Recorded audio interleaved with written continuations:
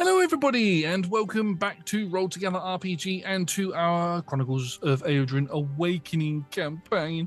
As you can see, I have a number of players around me at the moment. I will get them all to introduce themselves now. I'm going to start off with who's directly underneath me on the Zoom, which is Evie. Oh, hi. What do you want me to say? Just that I'm Evie? I don't know. I haven't done this for a long time. You can say you're Evie, you can say who you're playing. Do all that. Hi. I'm Evie. I use she, her pronouns, and I am playing Peripatea, or Peri, who uses she, they pronouns. I like catching people off guard. Tom. Hello, it's me, Tom. I use he, him pronouns, and I am playing Brahm Shatteroak, who also uses he, him pronouns. And finally, Talia. Hi, I'm Talia, she, her pronouns, playing Hiira Castillo, also she, her, and it's my birthday. You don't know when this is being recorded, so whatever day you think it is, that's my birthday. We all got cake. And also, because it's Talia's birthday, we have to be very nice. Those are the rules. Wait, I didn't get that memo. No, that's... no, don't be nice to me. Just let me... Yeah. I need to... When it was... Oh, good. When it was my birthday game and everyone had to be ever so nice to me. Like I was a spoiled 18th century Dauphin. I was like, everyone must be ever so kind to me. Everyone must give me gifts and sweeties. And then I get executed. It's great. We're not going to execute Talia. We're going to defend people Talia. People can find to Talia, but absolutely throw Hiira through the ringer. That's what she's for. You're right. We should steal Sunny. Good idea. Thanks, Talia. No. I mean, that's yeah. not kind to Talia. No. I will teach her more swear words. This is true. Just a baby. Fluffernutter. No, it's Fluffernickel. Oh. Yeah, Fluffernutter is an actual thing that somebody says somewhere else, isn't it? I don't know. Anyway. That's a flavour of spread. There we go. Before we get into tonight's session, we have a couple of sponsors and supporters that we need to thank. Our sponsor is Phoenix Dice, and our supporters are Idle Champions of the Forgotten Realms, Bearded Ladies, and Michael Dobson Character Art. All of their links will be in the chat or in the description below if you're watching on YouTube. Speaking of that, if you are watching us on YouTube, please do consider leaving us a like, the thumbs up thingamabob, a comment, and subscribing to the channel. It helps the algorithm tell us what you like so that we know to make more of it. Massive thank you to the D20 Club on Patreon. They are amazing. They are the best. You can join them from as little as one of your local currency or one goat, which must be sent to Tom. You can join. There's two different tiers you can join. One of them gives you access to stuff. The other one gives you access to more stuff. More stuff. Excellent. Well done, Josh. You're selling it perfectly. I'm selling it perfectly. There we go. You can catch up with everything on YouTube and podcast by searching Roll Together RPG. I think that's everything. As you can tell, I've not done this for a little while because internet problems, heat, and everything else. Anyway. Don't mention that. You're giving a time frame for my birthday. It's supposed to. No one could know when Talia was born. It's October. It's Halloween. That's why we're dressed up. We recorded this back in January, way in advance. Yes, this is. There was a heat wave in January. I don't know if anybody else saw that. Thanks to global warming. Anyway, roll those totals.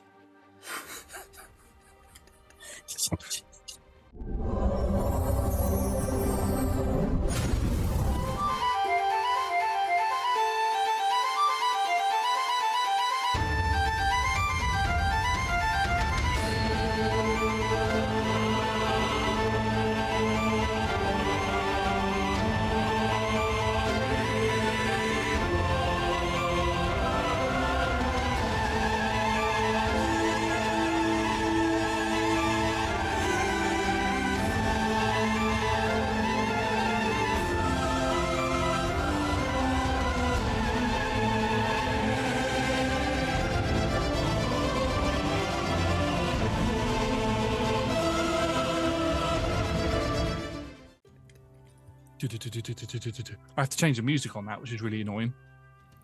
Why? Copyright? Copyright. When I loaded it up, when I loaded the Patreon video up with the tune on there, it came up as copyrighted. I was like, that's really good. I don't need to go through all my stuff and find a new one that works. We had that in the meeting. Yeah, you need to put like a spreadsheet of when and where. Yes. Now, I need to remember what happened in the last session.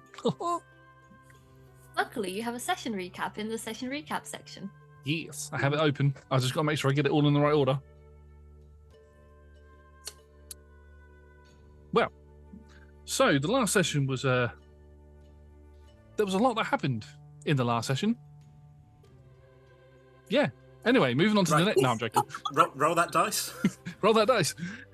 In our last session, we stayed within the confines of the second day because for some reason I don't want this to go past 2 days.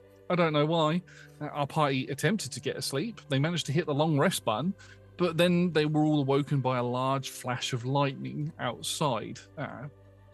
All of them taking their various different methods, some jumping out windows, some going the sensible way and down the stairs and out the back door, discovered that Lilla, the daughter of Tally and the granddaughter of Solomon, had decided to start throwing lightning around because she had been to a meeting with Kimdak, had been to a meeting with Solomon and Kimdak basically said, I'm going to keep Solomon, not going to kill anybody in the town for your people killing my people, and I want those bears. So the party discussed what to do about that. A decision was kind of reached. They're keeping the bears. They're going to let Kimdak keep Solomon for the moment. And there was a bit of a discussion with Elodie about some samples that had been picked up from various different locations over the course of our adventure so far. 2 days. Yeah. And Elodie started fiddling around with concoctions and boiling down certain elements. While that was happening, the party ended up going into Solomon's office to have a look for some more information on the Reavers or anything else. This was due to Lilla saying he has stuff in his office that he's keeping secret. They found the secret compartment that Lilla was on about, got trapped. Lilla laughed as she walked upstairs, and eventually Tally came down, released everybody from the minor mass. What's it called? A power word hit stun.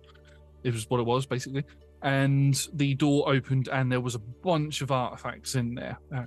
Peri was particularly attracted to a strange-looking see-through case with a very old book inside of it that seemed to resemble the handwriting that they write with. Not in a language that they could understand, though.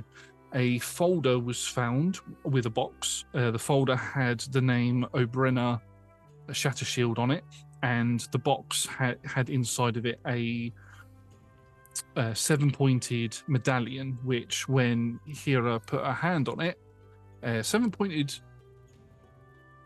medallion with a crack going through, I should say. When Hiira put her hand on it, she was pulled into, subconsciously pulled into a void and collapsed on the floor. While everybody else tried to help Hiira, Peri had a bit of a flashback and sort of came into a younger version of himself, not in this body, but in a different body, a pink-scaled dragonkin body, in the same office with a much younger Solomon and a boiling concoction on his desk. And he was going on about that they had just discovered how to harness pure aether, and that they couldn't let Kimdak get hold of it. There was then another flash as we moved over into Hiira's mind, and Hiira was met in a dark void with the Emperor of the Imperium, who turned out not to be the Emperor of the Imperium, and was actually her brother, Mortigan, one of the horsemen of the Imperium, who had begun teasing her and saying, I'm now the War Master. And Hiira discovered that the 3 other horsemen have disappeared, obviously Hiira being one of them. Her brother, the horseman of war, has disappeared, and so has the horseman of famine. Coming back to the room, once the medallion was pulled out of Hiira's hand and she regained consciousness, Tally began talking to Peri, not realizing that Peri's name was short for Peripatea the entire time. I was like, oh, I do actually know you. My My first ever quest that I went on was to climb the mountains with my father, yourself, and Kimdak. And at the top of the mountains, in a temple where there were 2 seats, both with angel iconography behind them, they tried to use the Aether to open the door. However, there was some sort of a counter trap balance type thing that happened, and all of the Aether was flung back and absorbed by Peri, who turned into a rather large dragon. And Tally explained that both Solomon and Kimdak had to kill Peri. That's how Peri had died. Previously, Peri also discovered that Peri's reincarnations are not instant. That happens about 20, I think we said 25 years ago or something like that. 20 years ago. That happened 20 years ago, and Peri hasn't reincarnated since then. So it's not constant. So that's something to potentially look into, especially with the time frames that Solomon's given for how many Peris that Peripateas that he's known. Anyway, the party decided to talk about this outside of Solomon's office, and we ended the session with a loud knock on the door and a female elf stumbling in and collapsing into a pool of blood on the floor. And that is where we are going to pick back up. Now, both Lucian and Elodie are not here, so in the aftermath of woman collapsing on the floor, those two are going to run over to her and pick her up. Tally is going to help, and they're going to take the injured person upstairs to take care of them, leaving both Peripatea and Hiira downstairs. Is there anything that you two would like to do or discuss before we move over to what the hell Brahm has been doing in the basement? Brahm is just building Lego, going, "Oh, that's a lovely castle I've made." Well, this has all been very dramatic. Yes. Sleep? Yes.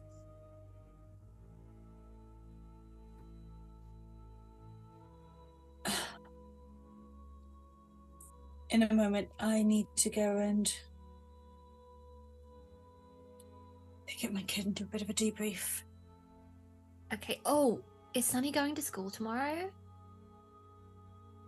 What day is tomorrow? What day is it tomorrow? The 3rd day. That's what day it is tomorrow. It is a week. It will be a weekday, so it will be a school day. Okay, hang on one moment. I scribble a little note and I hand it over to Hiira. Can you get Sunny to give this to her teacher, Stacy?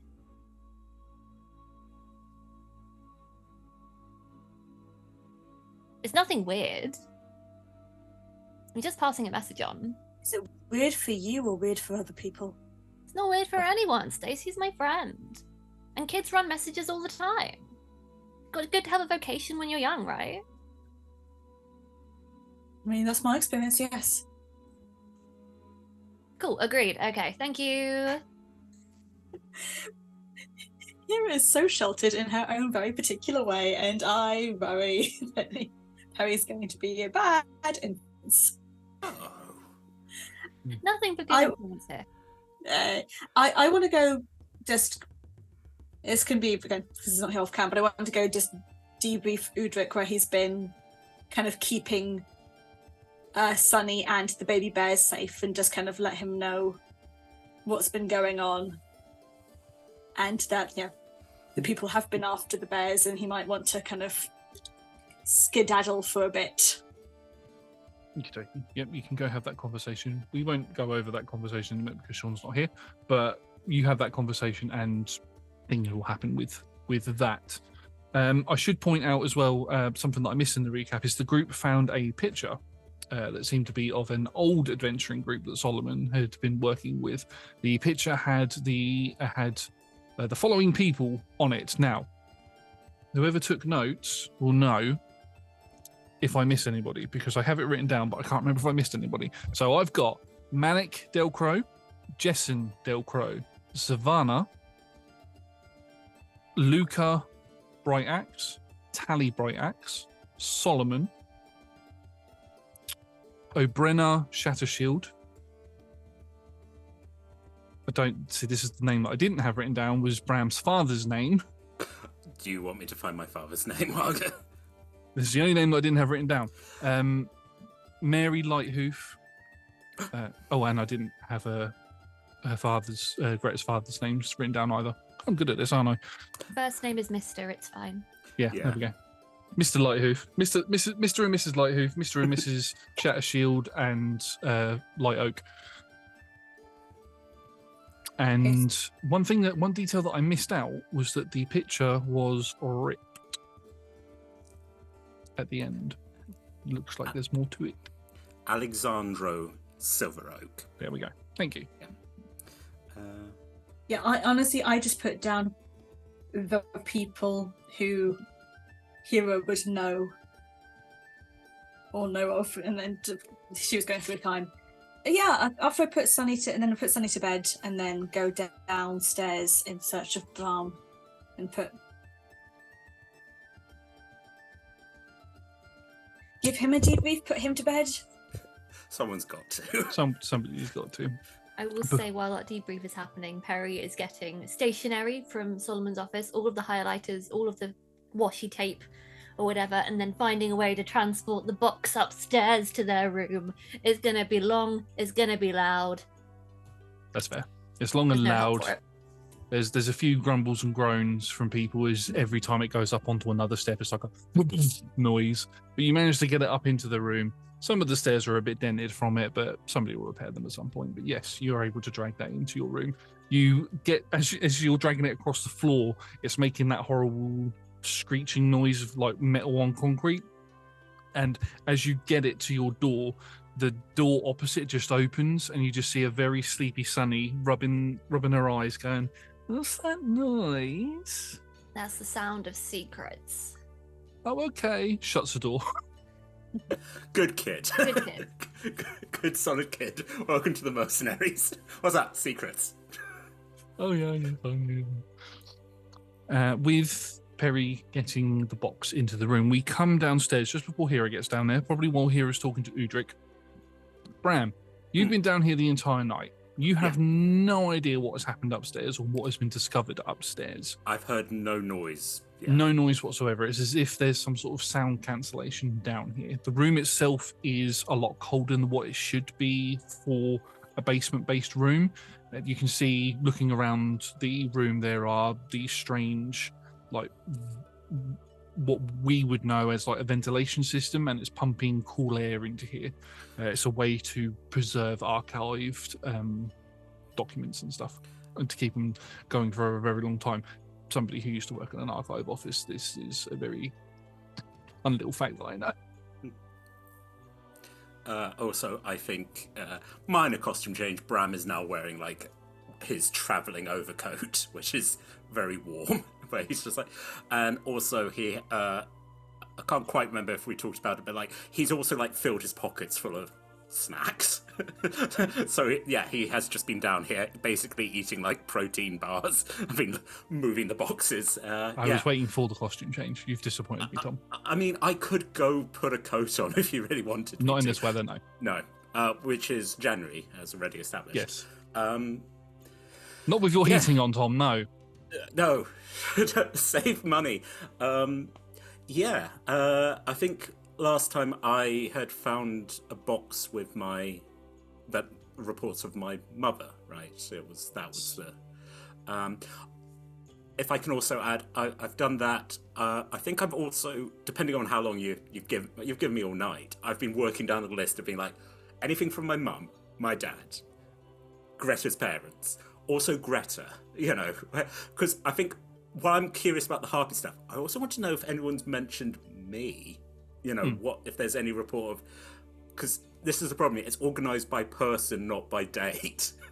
So he's like, I don't know who else was on that adventure, but because I know at least there were other people who went with me. There was an attack. I died. Greta was the only survivor.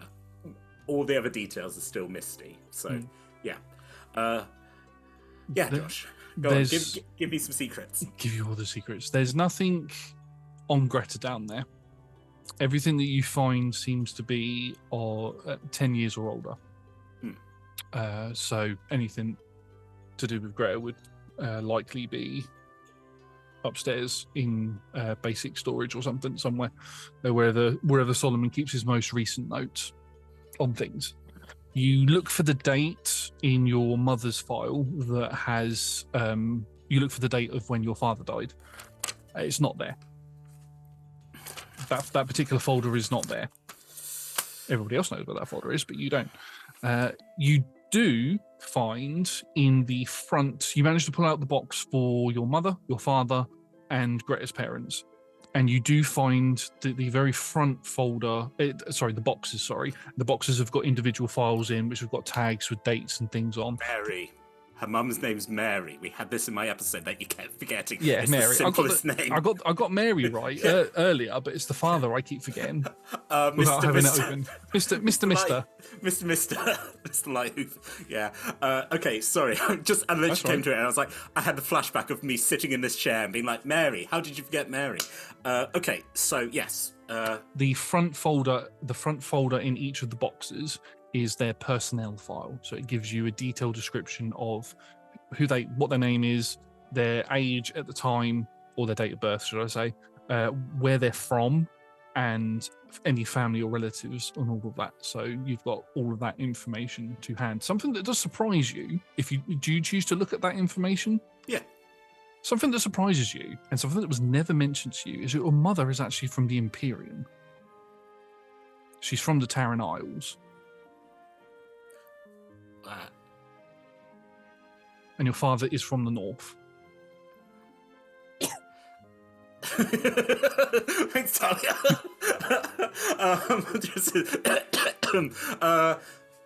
Wow. Okay. So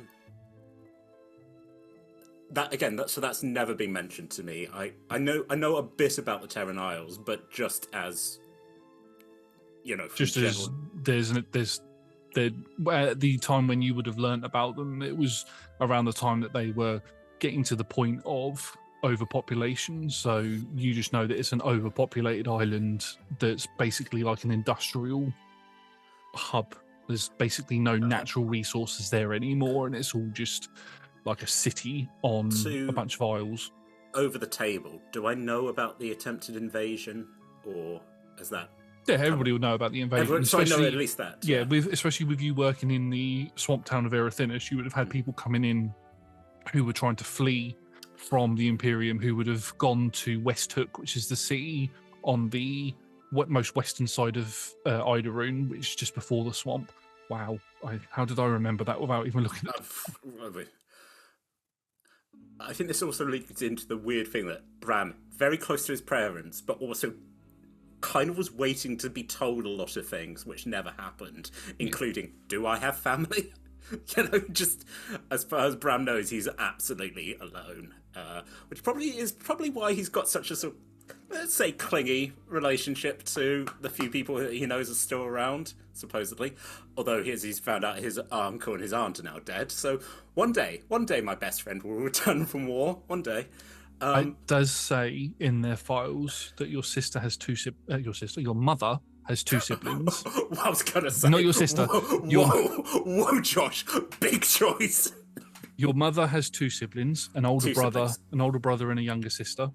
And your father has a younger sibling, but it says unknown. I make a note of that. I assume I'm mentioned. It's 10 years ago. You're mentioned in there. Yeah. Okay. It says is it spouse? No, not spouses. It'll say offspring. Offspring and okay. And Greta's parents are basic. They're both from the north. Basic information. There's nothing there that you didn't already know or put two and two together with. Okay, so shock for my mum's knowledge, realization that the file's missing. As you said, this is all. So yeah, I think Bram's it's occurring to him that there's probably, if this is storage, there's probably more updated files somewhere. Hmm. Okay. Yeah, I think he should have. I assume it's not like candlelight, but there's sort of like it's sitting there with like the safe light and sort of just thinking.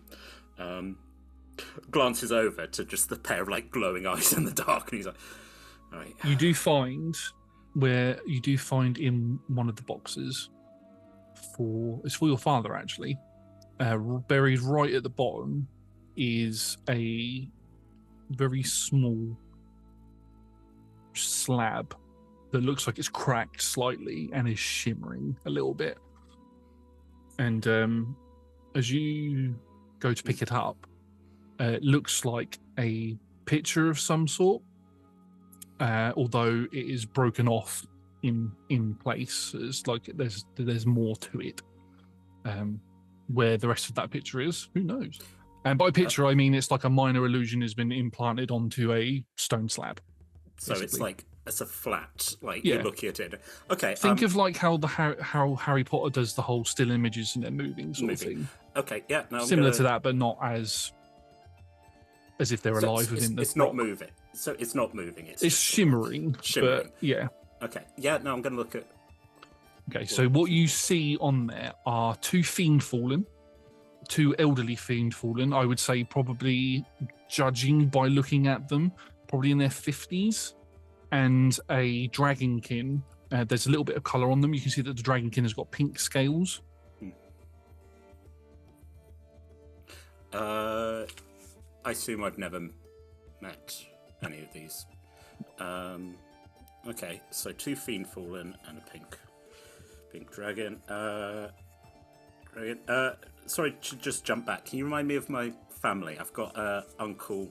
You've got, so on your mother's side, you've got an older uncle. Older than your mother's got an older brother and a younger sister, and your father has got a younger sibling of unknown. Right. Okay. Nothing's known about them. There's no name or anything there.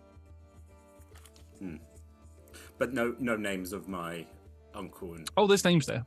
Okay. What are their names? Sorry, folks. We're making this about Brahm for the next 5 minutes. Yeah. So the younger sister's name is Okenna. Okenna. So it's spelled the way that I said it, Okenna. I think that's how. Okenna. Yeah. Yeah, Okenna. Yeah. Yeah. And then the older sibling's name is Oris. Oris.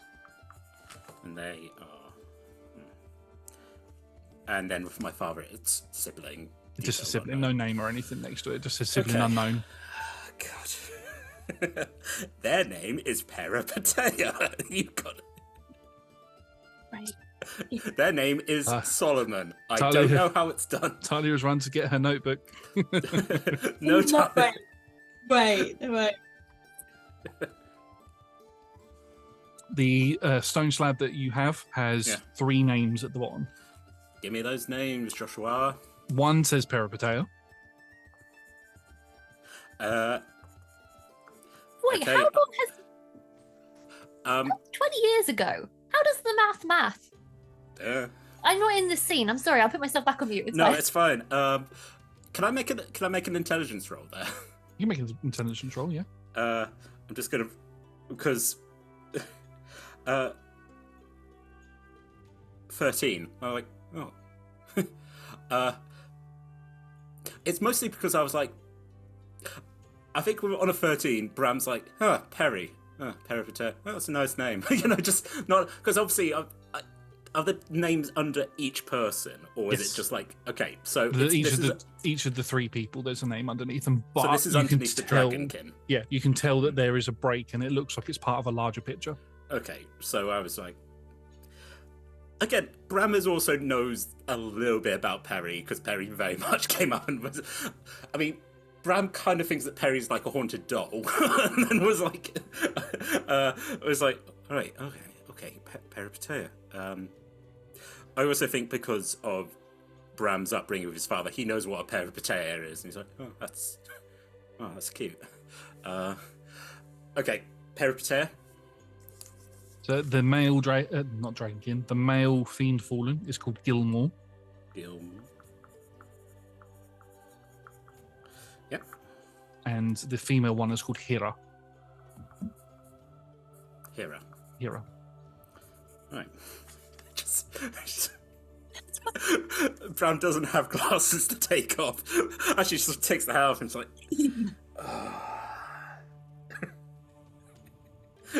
leans in. It's not my. No, that's can't be my. No. It's not your Hiira, but as you look closer, there could be a resemblance there. Beefling. He very quietly says beefling and makes notes. I think. I mean, to be fair, Hiira is wearing heavy plate armor, and Gilmore is wearing more wizard-like scholarly type robes. You can see that they both do have wedding bands on their hands. Right. Because Gilmore's hand is sort of over is on Peripatea's shoulder, and his other hand is round. His other arm is round Hiira, and Hiira has her hand up, holding his hand, and it's her wedding hand. So you can see that they're married. Bram's just like A throuple, you say? Are you my other mom? Hello, daughter. It's just a polycule. This entire adventuring party. It's just they should all just live in one big house. It'd be so much easier. Wow, Josh. Wow. Okay. Make me a perception check just before Hiira gets down there. Just before you see those glowing eyes in the dark. That's a 4. Okay. I think I'm just thrown. You're completely thrown by it. You can see that there are a lot of other boxes around, but they've all got different names on them, and they've got years and dates and stuff on them, and they seem to go back quite far.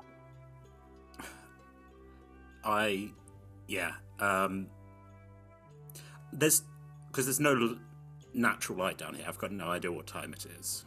No, there's, like those, the magic items, like the ever-burning torch things, they're like motion activated. So as soon as you've walked in, they've sort of gone. Just occasionally having like wave my arm to switch every now and then you sort of have to do that to turn them back on again. I've been down here all night, right? So yes. I think I hit that point where I'm just like, all right, okay. When Hiira enters, I'm putting all the boxes back. I've put my notes and I've put the picture in my coat. So, yeah. Here you walk into Bram packing his mess away. It's about to get you. It's very soundproofed down here. Yeah, no, I hope I wasn't making. I hope I didn't keep you up. I No. didn't think I was making too much noise. We didn't hear you, and I feel that you did not hear us. There was a whole massive event. Bad event? Is everyone all right?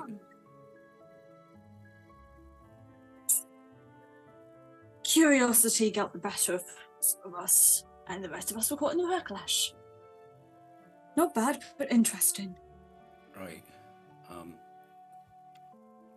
No, you're okay though. Sonny's okay.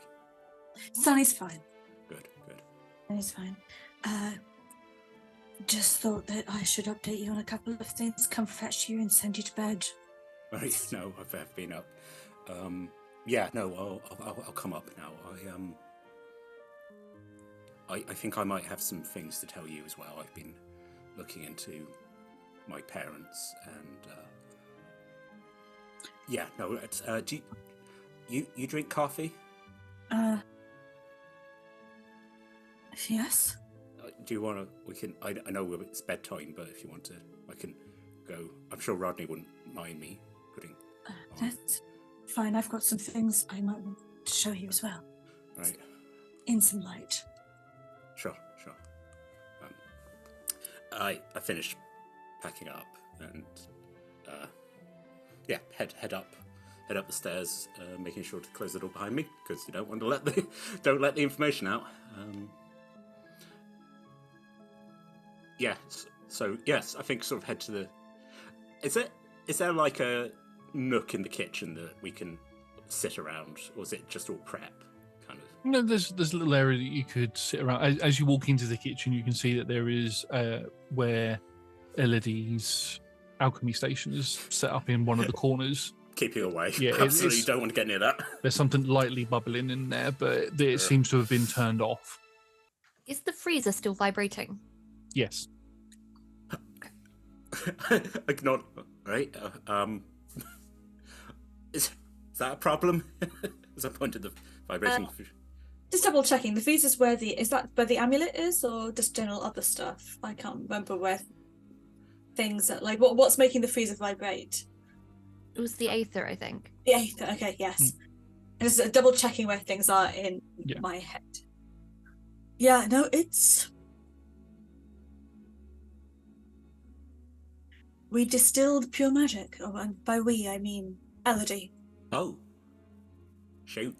Right. Okay. And then you decided to put in with the ice pops. Apparently, there is a safe zone in there. It is. Look, as this thing's vibrating. Right. Okay.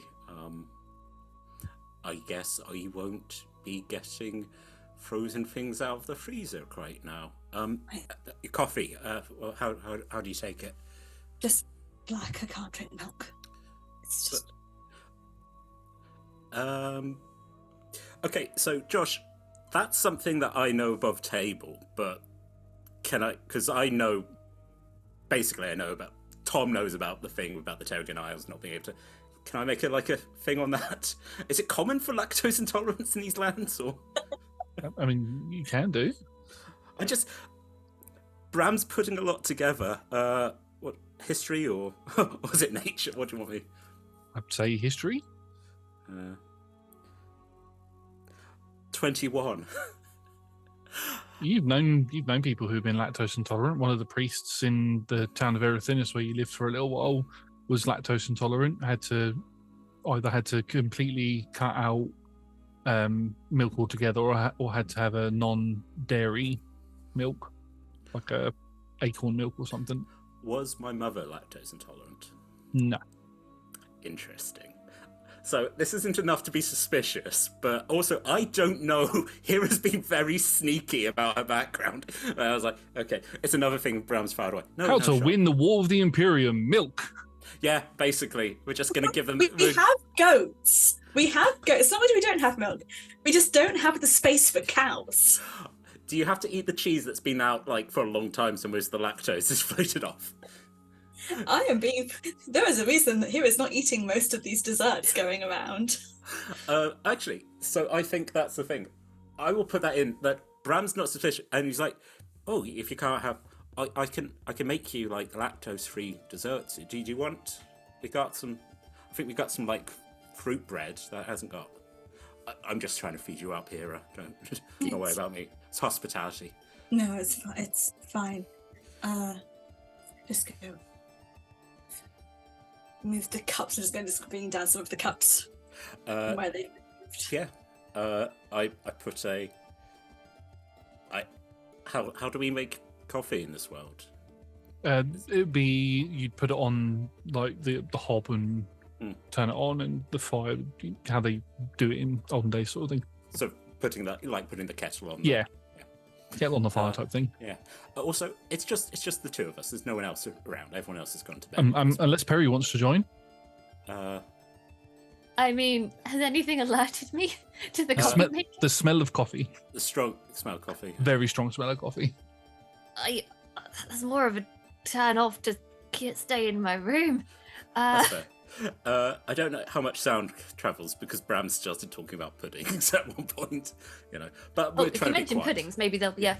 Here is a promise to Evie that if something comes up in the conversation, I will go get her if it's pertinent. Okay, I'll trust you to come get me if there's something important. But Bram has also said to Hiira, I can make you, if you want other things that don't have milk in it. It's a good thing for me to do, and I think also he's like, well, because you need to take, well, if you're working together as a team, you need to take care of each other, and sometimes that's food. That's very important, making sure we eat enough, and basically it's turning into anime again, isn't it? So it's like, it's important that we all have a good meal. What would a hippogriff taste like? If it helps model to Sunny to stop eating so much of that iron sugar. No, again, no. I can make some sugar light snacks as well. Fruit. I know Peri has a really strong sweet tooth, seems to be.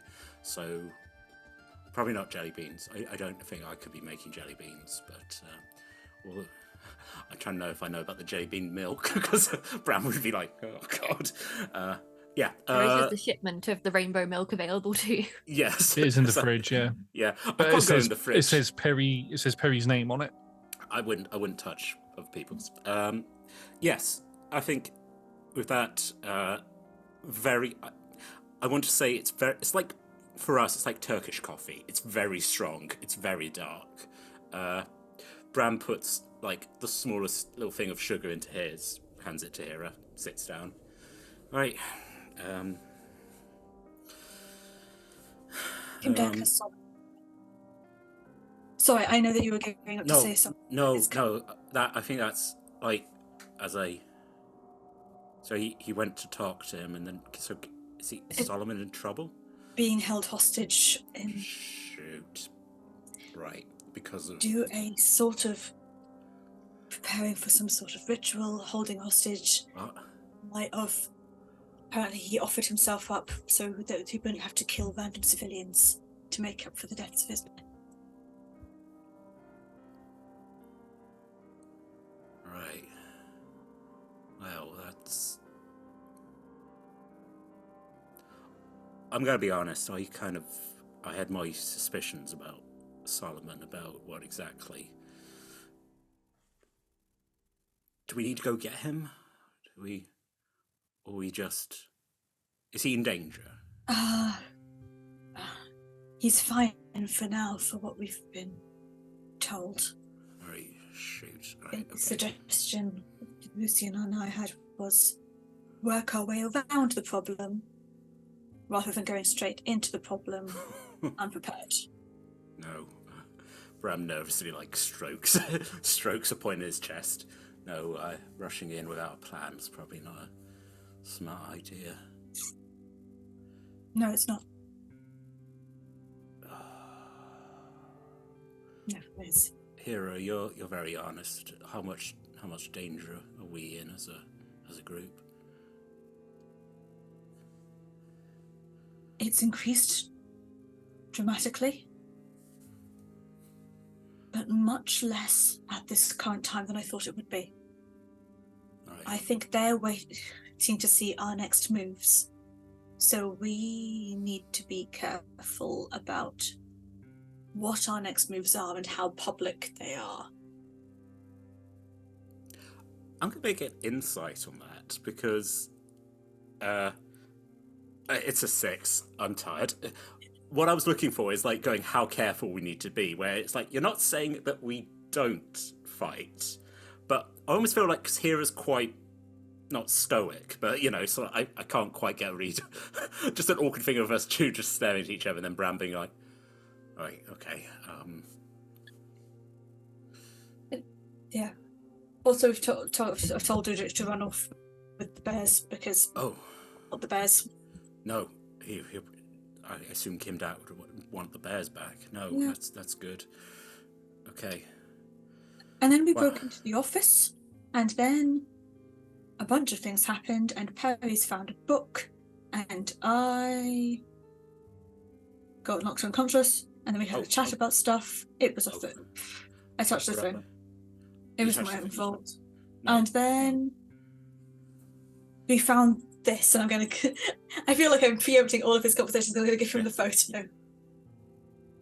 As you give him the photo, we'll just quickly flick upstairs to Peri's room. Peri, as you've put the box down and you've climbed into bed. Oh, I've not climbed into bed. Oh, what have you done? I am scribbling all of the notes, taping in pages into my journal, and making a full-on conspiracy board of everything I know, how things connect. I'm figuring it out. as you're doing that, and as you're making your little conspiracy board, every I now and probably then, fall asleep in the process. yeah, every now and then, looking up at the painting on the wall that has been done by Sunny, the Mozart painting, as we're calling it now. You feel something breathing down your neck, and as you look, you feel a bit of pressure on your shoulder as you turn to look, and you can see there, sort of on your back, tongue hanging out. You can see a white and black fox just looking at you like, "All right, what are you writing?" I'm writing the conspiracy theory that is me. Oh, interesting. Bram's having a really interesting conversation downstairs. Do you want to be a part of it? Another interesting conversation. Yeah, Well, they never stop, do they? they don't. I've got a really cool trick I can do. I can get you involved with it without you having to leave the room. Yes. I kind of make myself cozy in bed. Oh, you are a lifesaver. Awesome. Watch this. You're walking into my patron. I don't consent to this.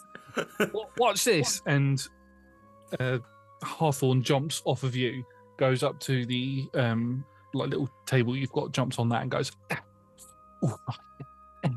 And then starts straining as if he's going to take a as if she's going to take a but as she does it, she sort of begins to split, and you watch as she splits into two foxes. One's pure white, one's pure black. The black one goes, "See ya," and disappears through the floor, through the table, through the floor. And then you two both see it walk into the kitchen and jump up. Bram obviously still looks like a completely solid fox. Yeah. Hiira looks like a spirit to you. And it sits, this happens in tandem, side by side sort of vision of the two foxes. And as they both sort of sit there, their eyes go really wide and their mouth opens out. And as their mouth opens up, everything that Bram and Hiira is saying is being funneled through the black fox and comes out of the white fox's mouth without it moving. It's like those school monitor hall stereo things, whatever they're called. And then whatever you say is going to be funneled back through to them. Okay, I'm going to say, "Hello, mere mortals. I was your patron all along. Peripatea, fear my wrath and my power." So very slowly looks right here. This is the facial reaction we both have. Yeah. Actually, Peri. Quick question: Were you ever a dragonkin? You didn't even Previous believe life. me for a second, did you? Yeah, I was a dragonkin. I think I was pink like 20 years ago. I kind of like, because Hira's put out the picture. I kind of like think we'd do like a swap that I give her the corner and then sort of like tap Peri, and then it also occurs to me, I was like, I'm gonna actually watch Hira's reaction to looking at these fiend fallen. Can I see anything? Hawthorne blinks twice, and then you can see Projections. sort of projections, sort of like double vision from both eyes, so you can see everything. Honestly, Hawthorne is kind of amazing. I But- know, yeah. Do I recognize the figure as me? From the vision, that's what I was looking for. From the vision that you had, yes, that looks exactly like you. And do you put the two pieces of the picture together? Yeah. So it's like in between me and Hira. As you put the two pieces of the picture together, it has all the names and everything on there, but there was a date that was being concealed by like bang smack in the middle of the tear. Peri, you recognise this date as the date that Tally told you about, which was the date that they went up into the mountains. So You have a picture from my last death day. I also have a picture of my parents and of Greta and Sunny, because it's Sunny's parents, isn't it? On the yes, but you don't know they're Sunny's parents. You No. don't know that. I No. recognise. yeah. I've I reckon I was like, so I recognise them, but I don't know their Sonny's parents. Well, like in various, You know my them as your aunts auntie and uncle. my aunts and my aunt, my uncle. Yeah. Yeah, no. So I pointed at my parents. So they were part of an two adventuring groups that got together, as did the light hoofs here. Right. So Their Sonny's parents. Manik and Jesse. They were. oh, are they? I assume if she's in your care, then they. Shoot. Right. Listen, does Solomon just go after families to replace adventurers he loses with the next generation?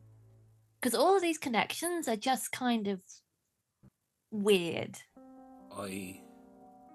In all honesty, it's so weird because I sort of look at Hawthorne and just trying to have like this intense thing. Like, I assume I can't see Peri on the other side. I'm just seeing this. No, you're just no. Yes, you can see Peri, but Peri can't see you two. Can only see the picture where the Hawthorne's looking on your end. Is what Peri can see. Look at Hawthorne. In all honesty, Peri, I do believe it. That it does seem wildly coincidental that my parents got together, had me, Greta's parents had her. We're now here working. I think Solomon finds the people he likes and he just keeps using them.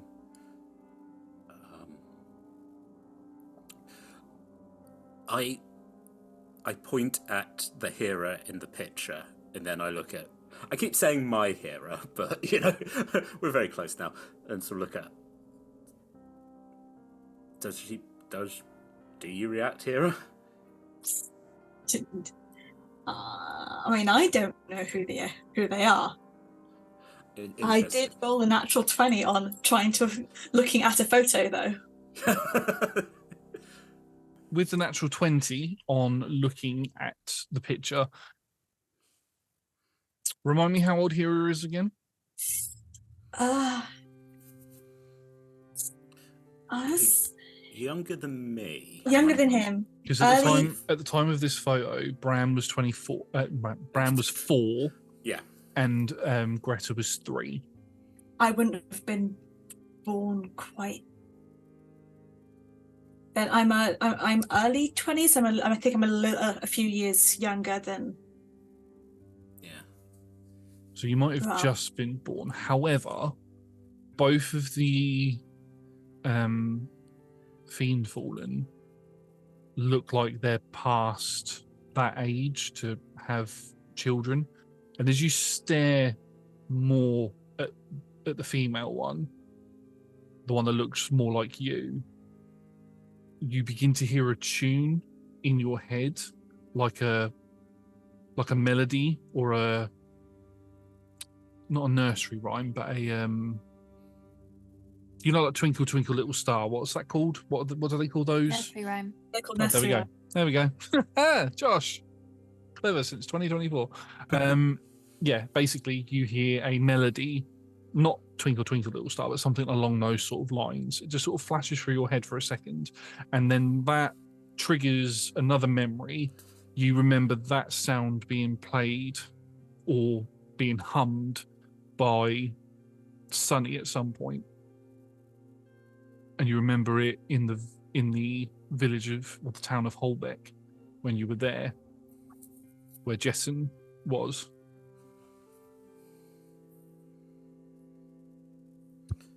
Roll again for not showing any emotion. I will roll for insight. 14 performance. 19. Like a little bit of like a twitch of like recognition, interest. I'm trying to lean in, and I'm trying slightly like I can't push Hawthorne away, but a little bit of me going, your business is your business, but I'm just to know that this is more than I think any of us really appreciated. There's a lot of things moving in the background, a lot of things we're not being told, so we need to be on our toes. You understand? It's just As far as I had been aware, I was a foundling destined to be in service. I do not like this. I apologise. I didn't want to poke into your business, but I just want you to be prepared. From what I know, most of the people in these photos, they're all good people, and I know these two were as well. Point at the Dragonkin. Not sure about this one though. There's also somebody else in the photo who, in the larger photo, who doesn't have a surname other than Solomon, who doesn't have a surname. But there's one called Savannah, and Savannah. Question. Savannah, Do I have any Savannah. twinge of recognition at all from this, or is it just a blank? When you look at the picture, you didn't really twig before because of everything else that was going on at that point. But looking at that, even looking through it through secondary, tertiary eyes, there is a sense of, there's a shiver that sort of runs down your spine, and you get a sense of evil from that figure. From Savannah. From Savannah. Ooh. Oh, she's nasty. Do I recognise Savannah? You don't recognise. Make me a history check. Sure. You're other than Peri's technically a month old, so you're technically the oldest. Look at me be a grown-up. 8. I am both the youngest and the oldest, so I always go first in board games. Exactly. Yes. I mean, I'll roll a history if we're just rolling. Yeah, actually, yes, you would be perfect to roll. I would say you could roll it with advantage, actually, because you would have learned about military history of the place that your people are trying to invade. Yes, I would. God, I love being in military intelligence. Use your backgrounds. Oh, sheesh, yeah, I will. Yeah. History is a intelligence, so that is a 17. So with Bram's roll, name doesn't sound familiar. It's not a name that your parents ever brought up, and their look isn't recognisable to you. It's not. Tom hasn't seen this. What does Savannah look like? So Savannah has stark white hair, is wearing, picture basically Morrigan from Dragon Age, sort of that type of clothing. Oh my goodness. It's Morrigan. Claudia Black, where? Very forward. Yeah. Okay. Wearing that type of clothing, big, horrible looking staff on her back, piercing yellow eyes, and a sinister smile on her face. You can draw parallels with the smiles that you've noticed Peri give when Peri's been in the rage. I also think, because I was like, all of these are good people. Pointed at Peri, not sure about her, and then I pointed to Savannah, like, also not. Again, like, glance. We'll let Tally do, but also this one I don't know. This is that's a hell of a staff she's got there. The yellow the same as my eyes? No, they're more of a sickly yellow. But it's not the whites of the eyes. It's the irises. Yeah, so are mine. Yeah, yours look more radiant, whereas hers look more evil, more snake-like. There we go. Okay. More like snake-like eyes. With the 17 on history, yes, you recognise the name Savannah Hiira from your days of training long before the invasion started. An event known as the Rising happened in the southern part of where you currently all are. The dead had risen. What the common knowledge is that the dead had risen in the city of Aeodrun. The royal family were murdered. All of the dead were risen out of their graves and basically destroyed the city, and then began attacking the towns and villages all around, Merkstead being one of the places that was also attacked. The only place that wasn't attacked was the city of Ostragos, which is just to the north of where you are. And they've basically kept themselves closed to the world since then. You know that there was an archmage of necromancy her name was Savannah. She had acquired a relic known as the Undying Circlet, and that allowed her to control and raise the dead. So she had formed the armies and was trying to take control of the south. Although it is not known how she was defeated and how the army was pushed back. What is her, like, because I think we mentioned, because I talked about the Rising previously, what's her, like, common name? Is is she, like, the Necromancer, or what's she known to the people as? Oh, no, nobody else knows that. Okay, Hiira knows that. Hiira knows, but it's not common knowledge. There's not knowledge of, like, a Necromancer. They don't, no one really knows where they're... Right, okay, so we're just like, the Rising happened, the Rising stopped. Yeah. We're not, okay. The royal family of the Kingdom of Aslorian, which is the country that you're in, were killed, and the city fell. All of the citizens of the city that couldn't escape were turned into undead, and then that was a couple of thousand people. So we know it started, and we know it started, we know it ended, but we don't know. Okay, sure. Before I say my next out loud sentence, since I've been staring at this photo, and I've seen the Fiendfall, and we've seen Peri, we've seen Sylvana, seen Sunny's parents, Brahm's parents. Can I, looking at the Brahm's parents and looking at Brahm to see kind of how genetics work between things, I'm asking you for something purely based on the meta knowledge of that caused me to go and the potential meta knowledge that I'm not sure about, that I went and got my notebook for. But can I see if I see a resemblance to anybody else from this photo? There is Obrenna Shatteroak is Bram's mother. I'm guessing you would. I can't remember if you did, Tom, but I'm guessing you pointed out that they were your parents when you put the photo down. Like my parents, Greta's parents, now Sunny's parents. Yeah. So. There is a striking resemblance to somebody that you know. To the point where if you were to put them in the same room, other than the fact that there are two different genders, they look almost identical. Maybe twins. Older brother, not by much. Just going to glance over the mom again, and then just kind of point back to Sylvana going, so she was the cause of the rising. Right. So she's like a necromancer or something. But I'm hoping if it's putting the band back together, this might be selfish, but I have to believe that there's a good reason for it, and not just the machinations of other people yet again. But, So, and also, she's dead, he's dead. She's dead, he's dead.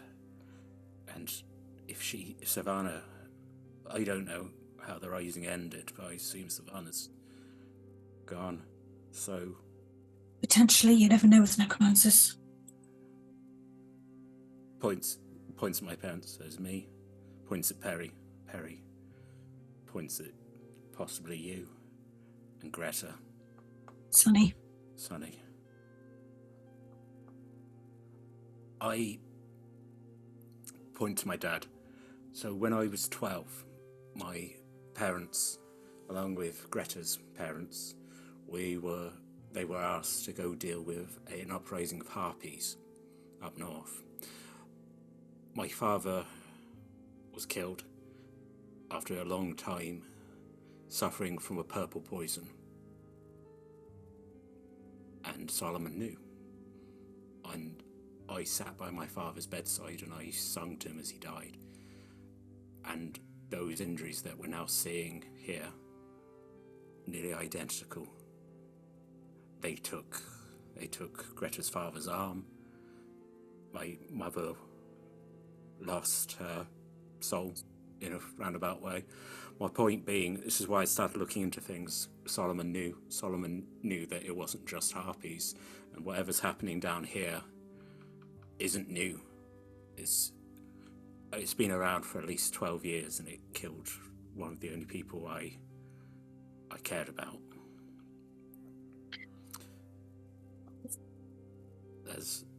There's more going on than I think we can appreciate here.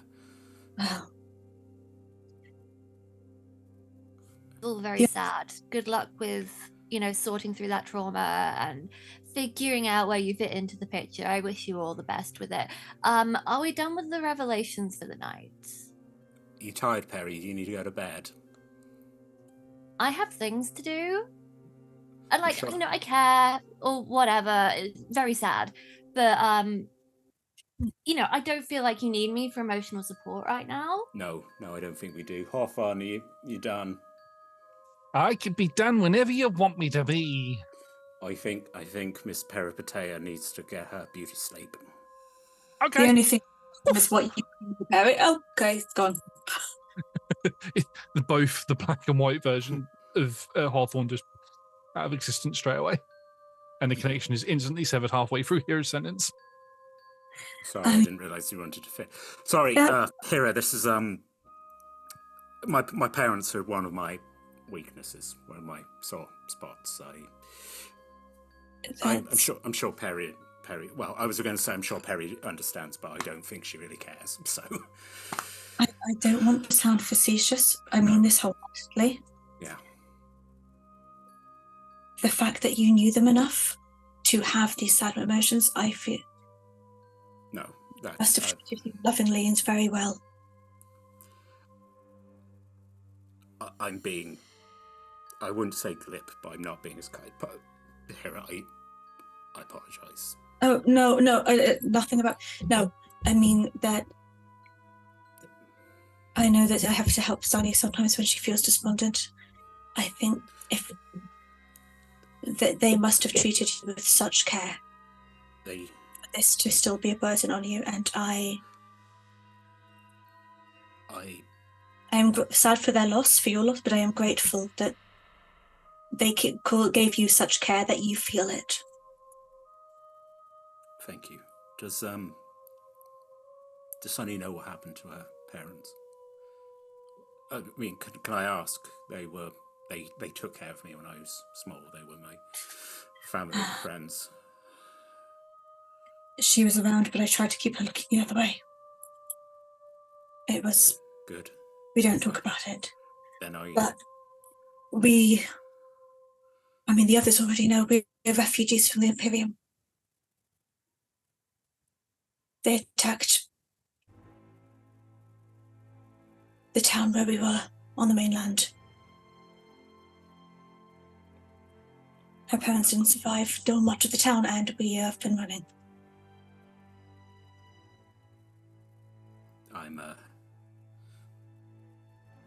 I'm half Imperium myself. We've just found out. My ma was. It's been a long day for revelations, but I'll keep this. If you want, as I said, I knew Sunny's parents. If you want me to talk to her about them, I'm happy. But I'm also, she's your child. I'm not going to intrude any more onto your privacy than I already have. Once again, apologise for that, but I just thought it's much easier to be honest. No more secrets.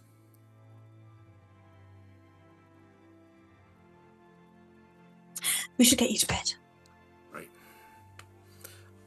It's been, well, I wish it would have been under nicer circumstances, but it's been nice sharing a cup of coffee with you.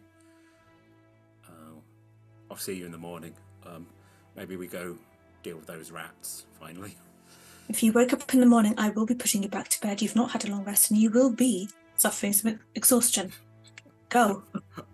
I'm used to sleeping on the woods. Go. I'll see you in the morning, Miss Hiira. I'm just going to pick him up bodily and just carry him up. I'll let you do it, because Brahm, who's 6'4", has probably not been picked up since he was about 8. Yeah, the last person to pick you up was your father.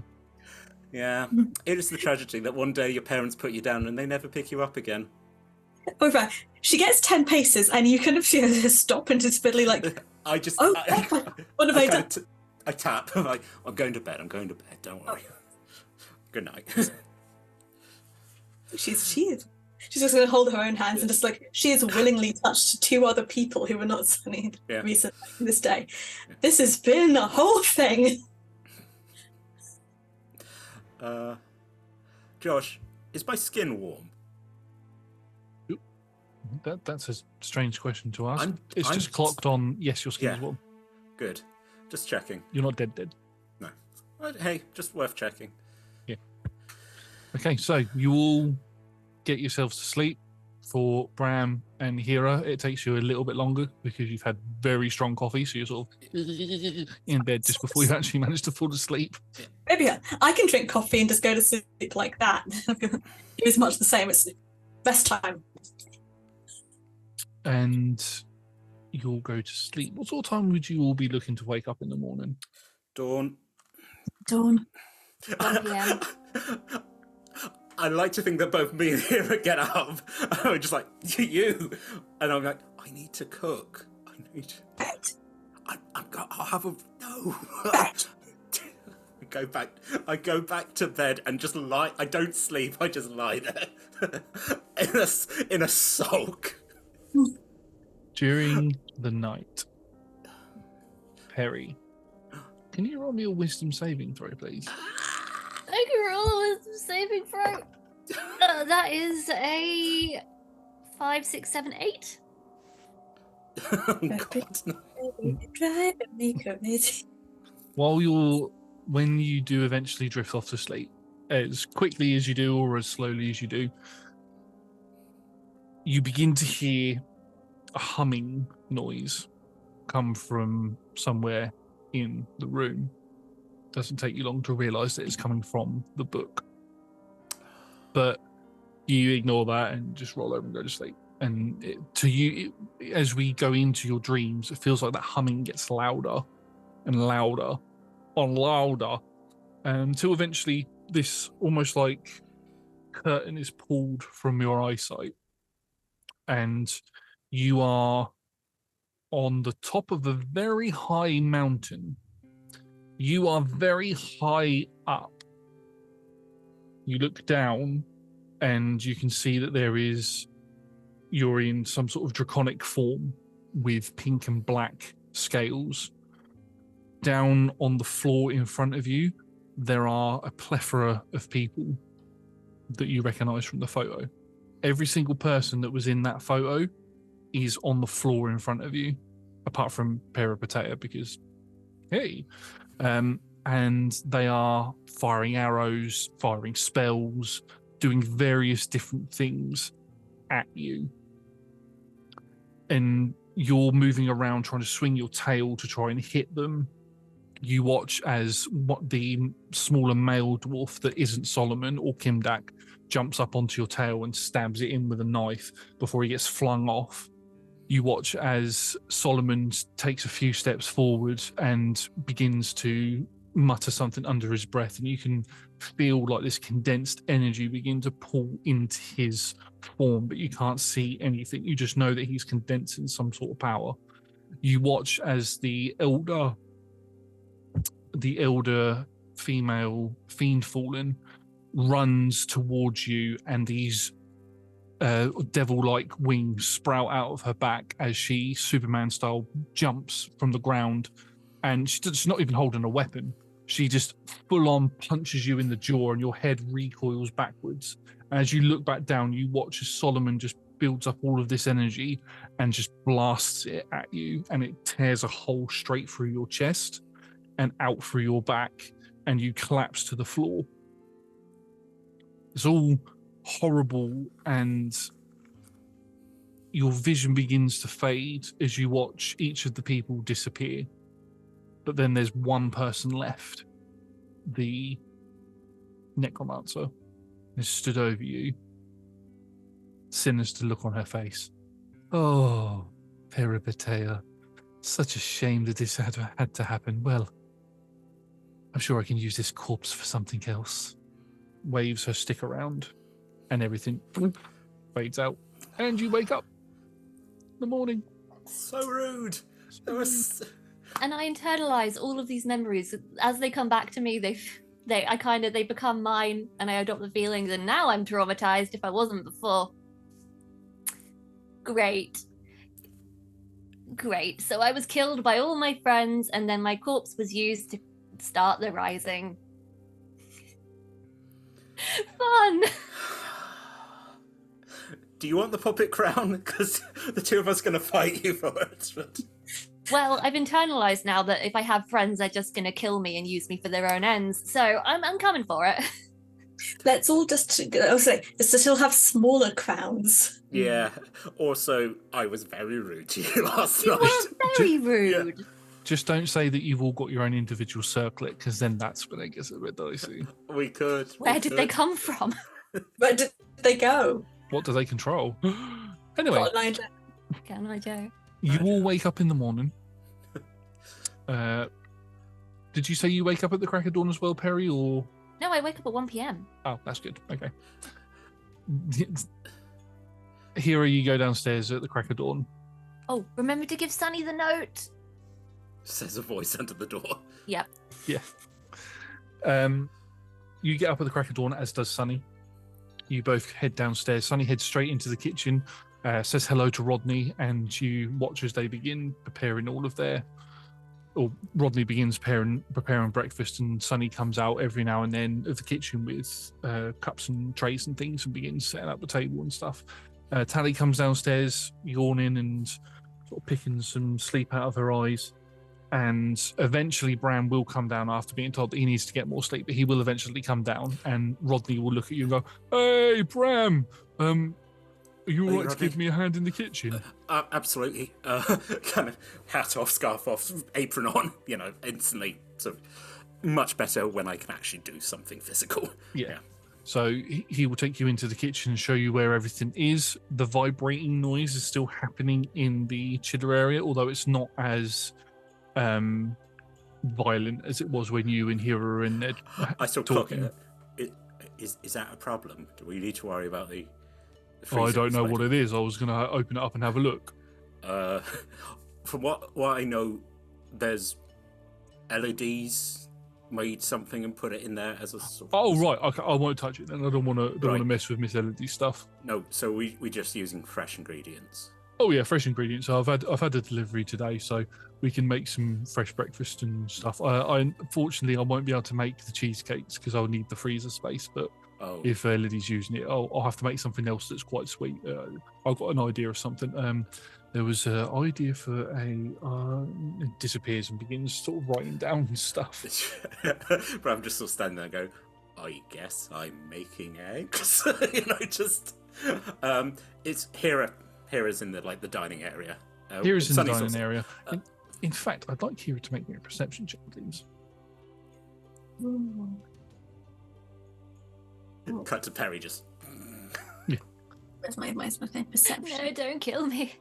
I'm Oh, decent. friends. My friends. 13? Oh. 13. Is that good enough? It's my birthday. As you're downstairs watching Sunny prepare, looking at the job board, having a conversation with Tally about the events of last night and just general chit chat and stuff, both of you at the exact same time begin to hear sounds coming from Solomon's office, as if some things are being moved around or things are being thrown. One moment. I'm just gonna run off. I'll deal with it. Just run up. Tally's like, okay. Be careful. As you run and open the door, do you burst into the room, or are you being a bit sneaky about it?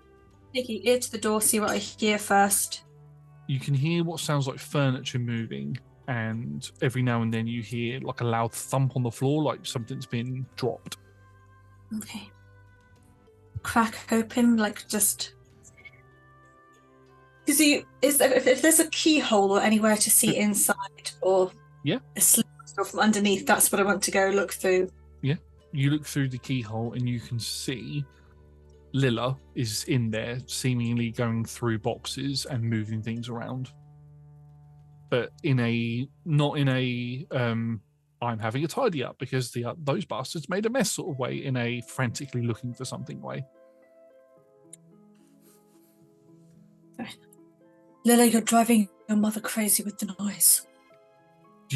She draws her sword and electricity begins to crack up it, and she points it at you. She's like, "Oh, don't make me jump like that, Hiira! Jesus Christ! By the Guardians is what I should be saying."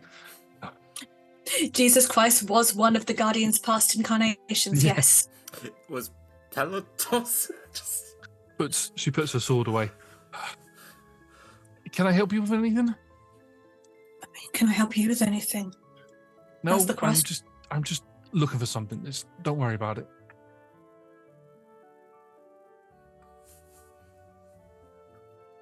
I'm just going to stare her down. What? What, you want me to tell you what I'm looking for? Rather than this chaos, yes. I'm looking for records, all right?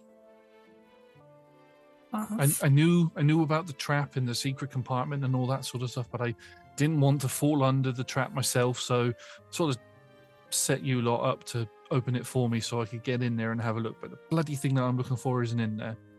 It's not in the archive downstairs either. It should be in the archive downstairs because it happened long enough ago.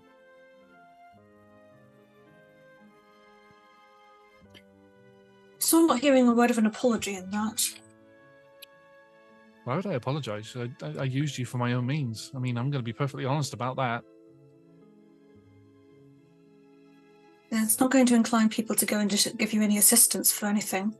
I didn't ask for it. Well, looks like you are. Will you stop reading me like a book, please? Right? If you happen to come across anything that has the name Luca Brightaxe on it, any of the files that you look through, can you please give it to me? I can't seem to find anything on him. Don't let my mother know. If you're looking for things on your parents, this has been a night of revelations. Just ask people. Don't be tiresome. It's a touchy subject, and my mother doesn't have all of the answers. I thought my grandfather might have the answers, because, you know, they worked together. I don't know what happened to him, okay? I've been looking for him for years. Had not a single trace of where he's gone since the Rising. Don't know if he's alive, don't know if he's dead. I just want to know, and I would have thought my grandfather would have known. He doesn't seem to have a record on it anywhere. In fact, he's erased everything on him from the record files. I went downstairs into the basement. There's not a file on him down there at all. Not even a hint of where he came from. All I know is what my mother has told me. Why am I sharing so much information with you? I have one of those faces. I mean, it is a pretty nice face, yeah. Hey, no, wait. Go away.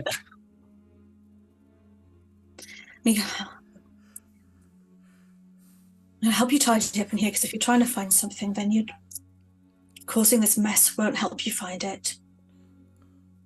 And then I'm helping people right now. I feel like being kind. If I see anything off in different places, I'll let you know. But first, let's not let your mother walk past this and see what's going on here.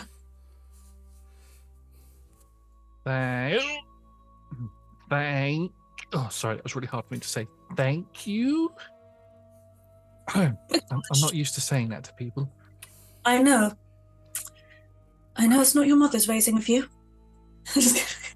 Shit. Wow, this is really parent issue, the episode, isn't it?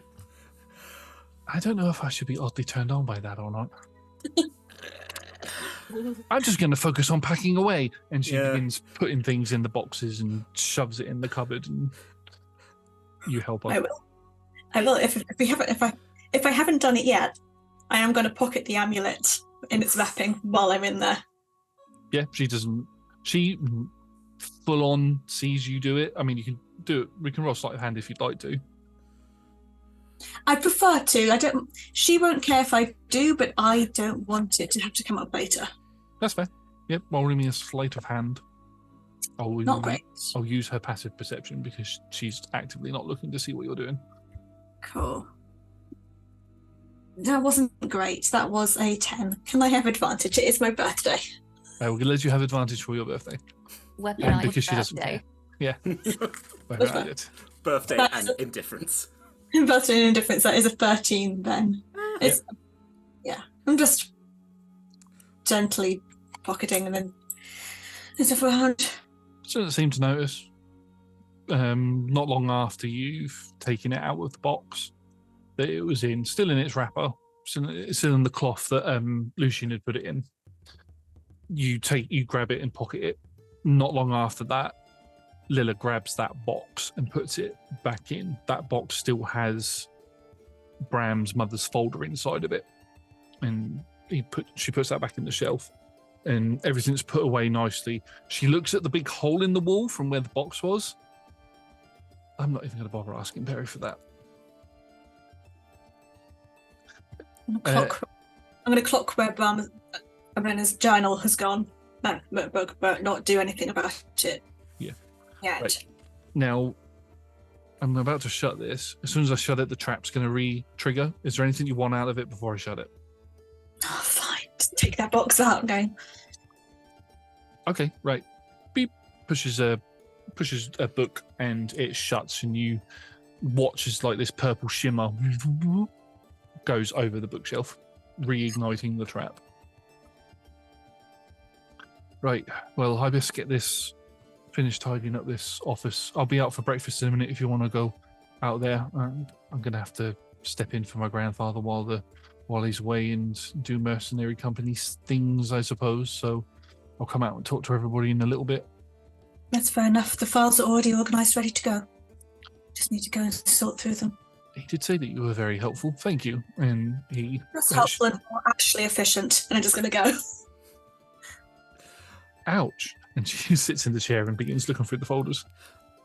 Also, I think this is the point where I come out and catch here and suddenly I'm like, oh, I'm doing eggs. Eggs? Journal in his hands. Read it after eggs. Oh, I always love It says O'Brenna Shatteroak, and it has your father's death date on it. You were rolling performance checks, right, Talia, to not show strong emotions.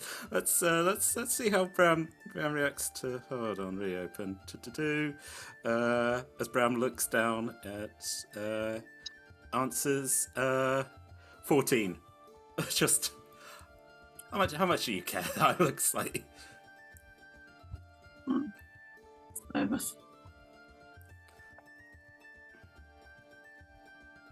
Yeah. Yeah. Clock it, kind of go. Eggs first, read it after breakfast. Priorities, right. As you were saying, fuel yourself before emotional trauma. I'm very wise. Eggs. Also, I'll probably make something for Peri. I got a bit snappy there. That wasn't nice of me. And she is what she is. She has a good heart there. Do you mind if I take something up too? This is Tally. She comes out from behind the counter. I feel like I may have upset them last night. I'd like to go apologise. Yeah. Put the sweetest thing that you can on there. I'll take it up. I'm going to open the fridge to get the rainbow milk. How dangerous is it in there, Josh? Well, the Aether sample is in one of the freezer cupboards, the ones that freeze things really quickly. So it's fine when you walk in there. You do notice that you looked in there last night for milk, and there was 9 jugs of rainbow milk there. There are now 7 jugs of rainbow milk there. 2 of them have been taken. I'm going to assume that she's a midnight snacker, and that's fine.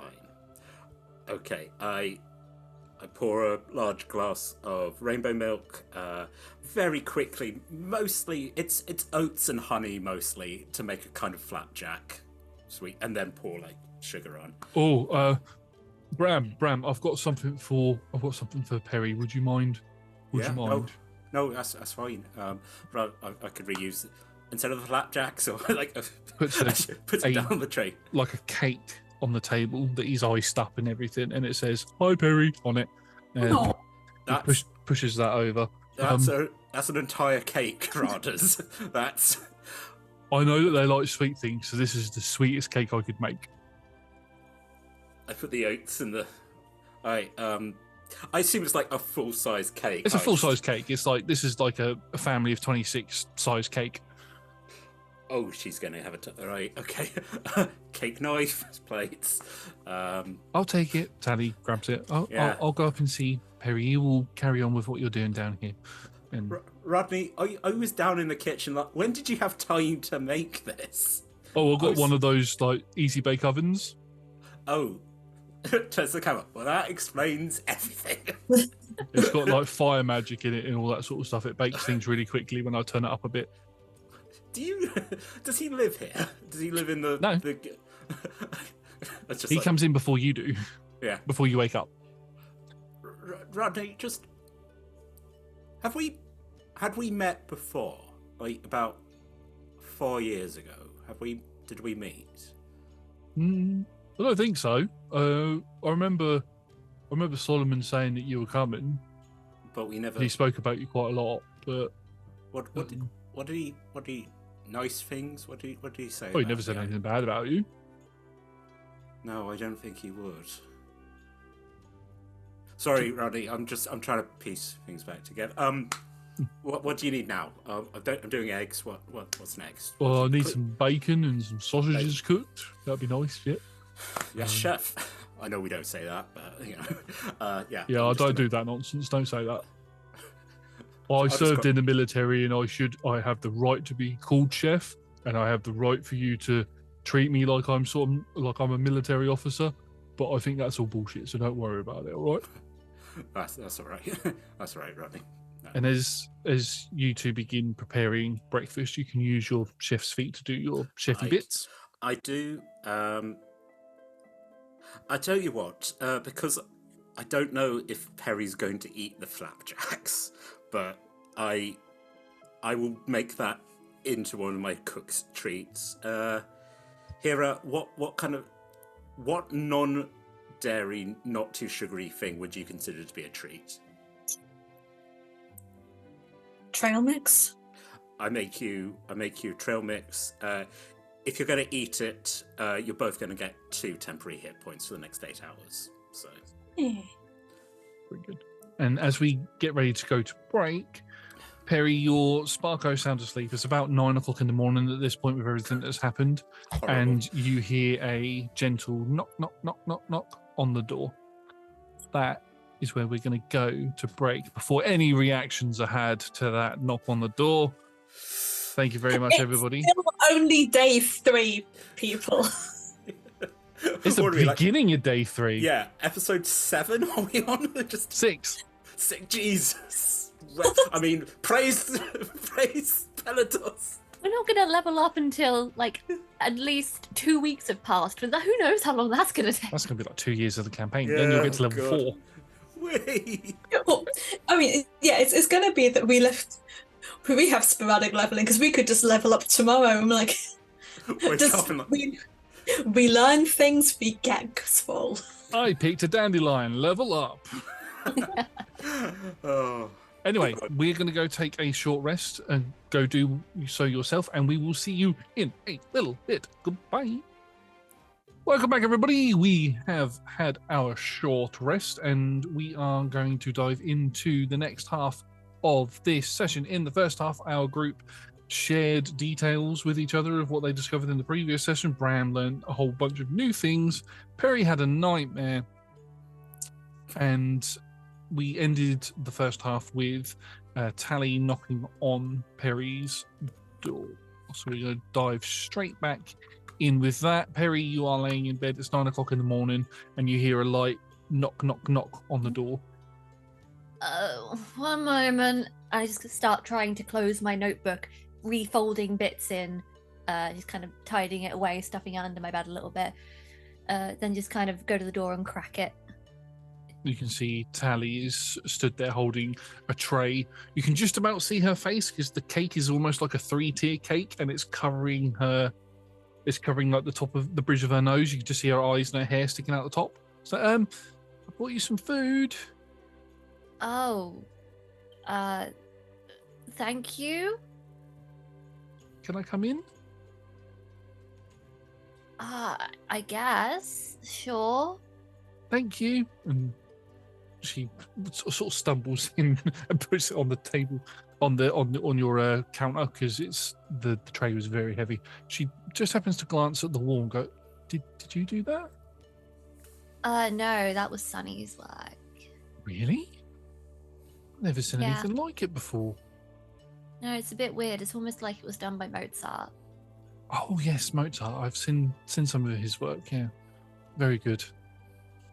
It's like music on the like he's using music for his art.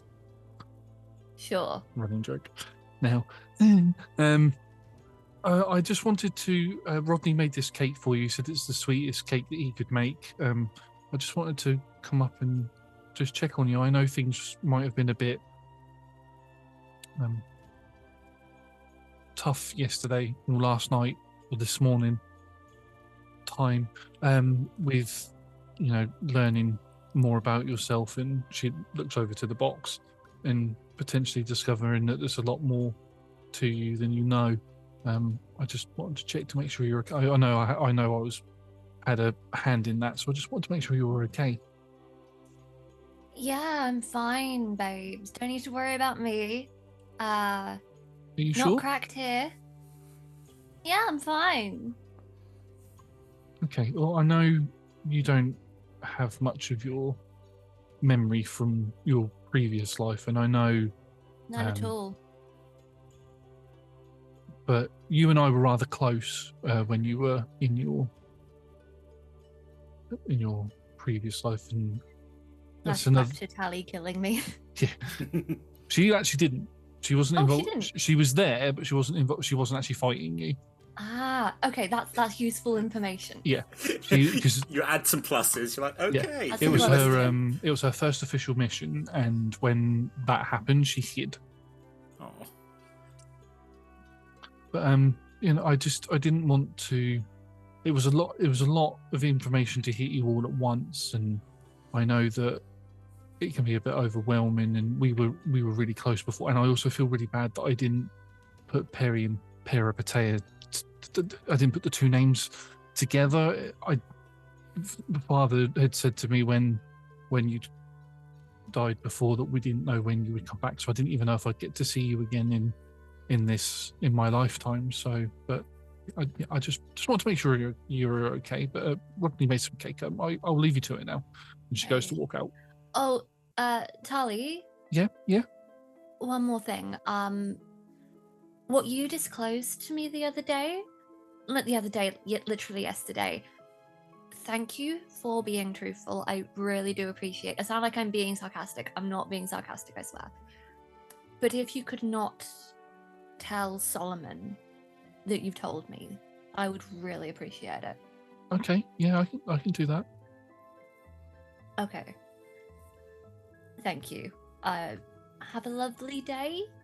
Yeah, you enjoy your cake. There's a lot of it there. Do you want a slice? Go on then. I Yeah, know live a little. Yes, I know we say no to a bit of sugar, but to at least this much sugar, I know. I will say that is something that does seem to carry over, is your love for sugar. Ooh, good. So, yeah. Would you like me to cut it? No, I've got it. I take my scythe and I cut 2 massive slices, and I'm actually gonna pop it in front of her and say, okay, now we see who can eat it the fastest. Oh, you'll definitely win that one. And you just watch as where the door has been left open, 2 little ears just pop out to the side and just Not peer yet, around Sonny. the corner. You're round 2. Okay. Stay there. We'll get to it. Okay. You watch, she seems to slink off. The cake, as it's pulled out from, is rainbow. It's a rainbow cake, and there's little jelly beans inside of it.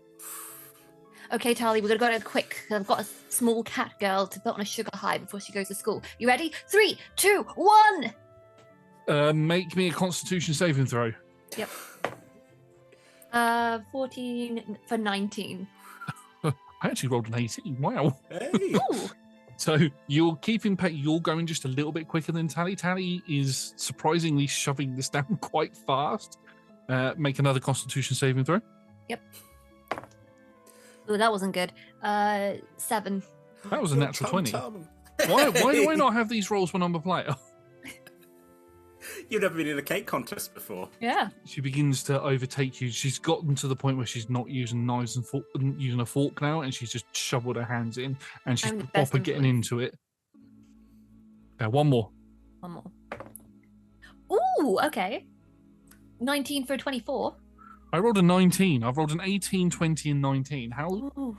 But you managed to surpass her, and there is like a few crumbs difference between the two of you, but you managed to win. Nice job. Very sticky high five. Your hands sort of stick together and then they peel apart, and Tally sort of lets out a bit of a and just like laughs and then starts hiccuping. Oh, I hit that way too quick. I haven't done that for a while.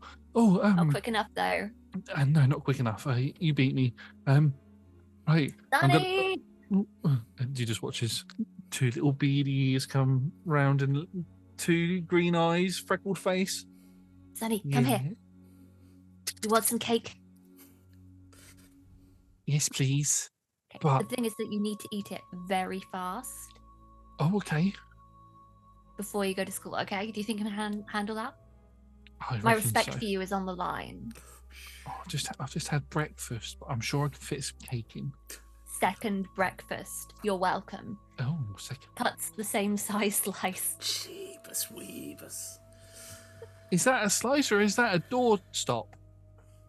Both. You're Okay. determined enough.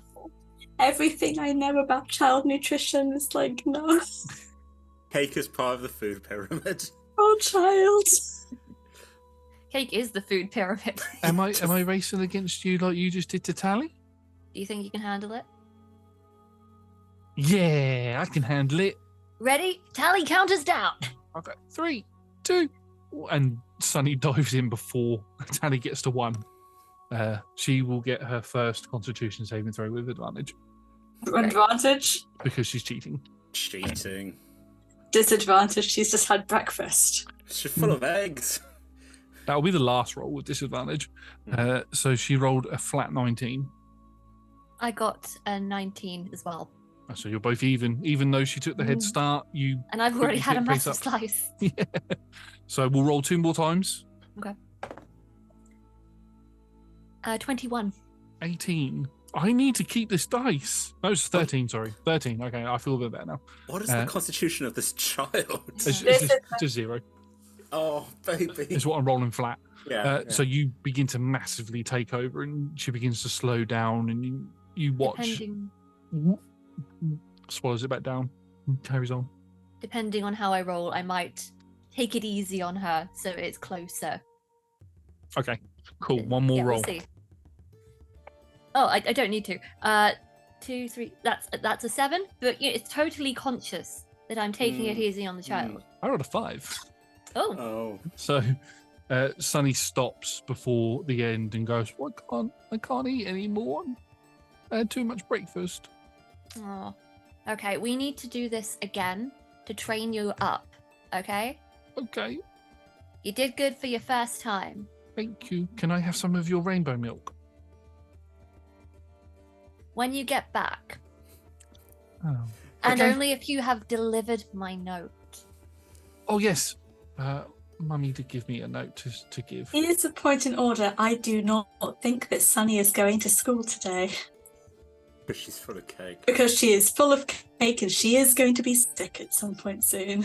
Sunny goes to walk out, and it is very much that anime-esque, eating too much, big belly, sort of sticking out, sort of waddles out of the room. and begins making her way down the stairs. And here you can see that Sunny comes down the stairs as there's a light tap on the door. Peri, would you like to come downstairs with everybody else? I guess. Thanks for cake party. I kind of needed that. That's all right. But I guess I've got to go out. Okay, yeah. There's a couple of jobs on the job board for you to take if you're up for it. I think Brahm and Hiira are still downstairs. I don't know where the others have.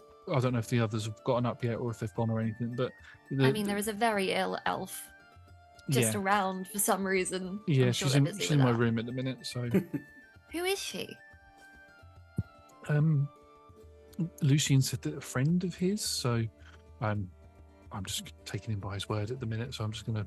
Oh. She had a couple of stab wounds to her stomach. So, just trying to heal her up. Well, I'm not trying to heal her up at the minute. Elodie's trying to use some healing magic, use some elf root paste and stuff to try and heal her at the minute, just letting her rest. So, I really hope that isn't the friend that's supposed to be doing a job for me to get my journals. But, we'll find out, I'm sure, at the next plot point. yeah, I'm sure we will. The next plot point will be coming soon, I hope. Anyway, she walks out. I'll see you in a little bit. And again, there's another little, as you join everybody downstairs, you hear another little light tap on the door. Ooh, that's for me, Sunny says. That's going to be for me.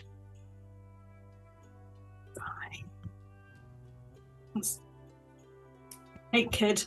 Hold kid by armpits so kid can go and open the door. Hey! Opens the door. She sort of stopped on the stairs and was sort of sitting down, catching her breath. And you picked her up and helped her get to the stairs, get to the door. The door opens and there is a familiar child stood at the door, slightly older than Sunny. I think we said that she was around, actually a lot older than Sunny, about 14 to 15 years old. This is Johanna Rifsir. She is the daughter of the owners of the Rusty Pirate Inn. And you can see as she stood there with a big grin on her face, she says, "Oh, hi, Sunny." You can see there are about 3 or 4 other children around her. Tally asked me to come and pick Sunny up to take her to school today, so I'm here to pick Sunny up. I mean, I know you've done this before. Yes, I babysit a lot of the children around the town.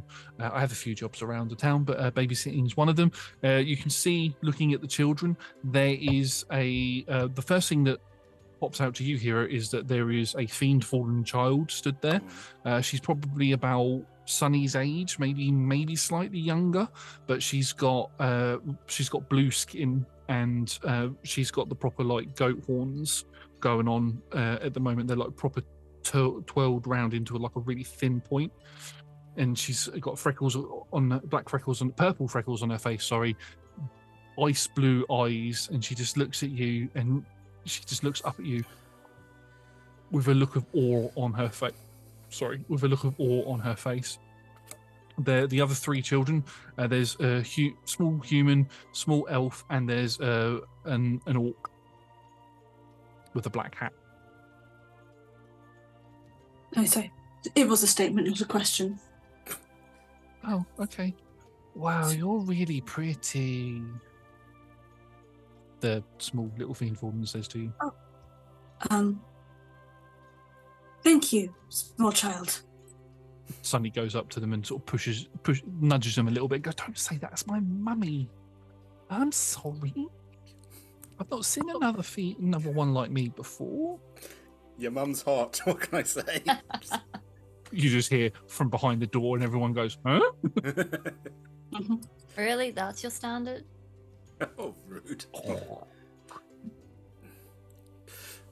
Okay, just looking at them, just checking that they're all okay, nothing untoward. Yeah, no, they all look perfectly healthy.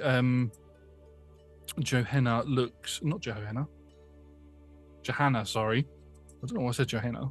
It's a completely different name. Johanna looks over at you, Hiira. I was hoping to catch one of you. I was wondering if my parents, we've been having some problems in our basement at the Rusty Pirate. my parents put a job on the job board a couple of days ago, and they're too proud to ask if anybody was going to come. But I thought I'd just check because the noises can be a bit scary downstairs, and it's I don't really want to have, because I babysit the kids quite a lot after school because the parents are working. I don't really want to have them around the tavern just in case it is something big and scary down there. Okay, Johanna, you really need to stop getting in the habit of telling people things they already know. Sorry. It's fine. I'm really sorry. Okay, kids, let's go. Don't apologize. You are a smart young person. Have more confidence in yourself. Okay, right. All right. So thank you. On my list of things to do, it's just been a busy couple of days. Sonny, you have your note? Yeah, I do. Yeah, I've got it. I've got to give it to Sister Stacylin. Be good. I will. For Johanna, Stacey, Miss Stacylin. I will. And they begin. They sort of. Johanna turns around. She goes, right. So we've got Sunny. We've got Mana. We've got Gregory. We've got Lethandriel, and we've got Oro. Right. Let's get going. Come on, everybody! And they all begin walking off. And as they begin walking off, Sunny sort of stops, turns around and looks at you, and then sort of runs back, waddles back towards you, and sort of jumps at you and gives you a big hug. Oh. What's this for, sweetie? I just really wanted to give you a cuddle. Oh. I love you. Love you too. Bye, Peri. Bye, kid. See you later, Bram. Bram sort of leans out of the kitchen. Right, have a good day. Have fun.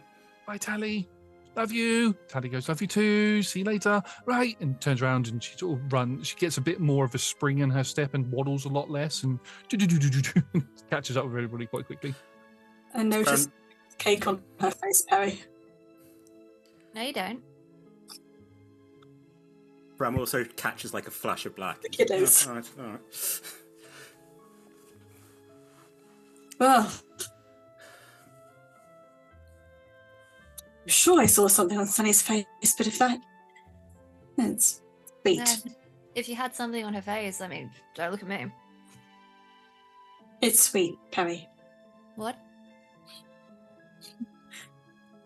I am sweet, thank you. Tally's gone back behind the counter and she's giggling to herself a little bit. She's trying to hide it, but I'm going to roll a performance check to see if anybody notices it. That's this dice. I need to keep this dice. That's a 19. Jesus. No.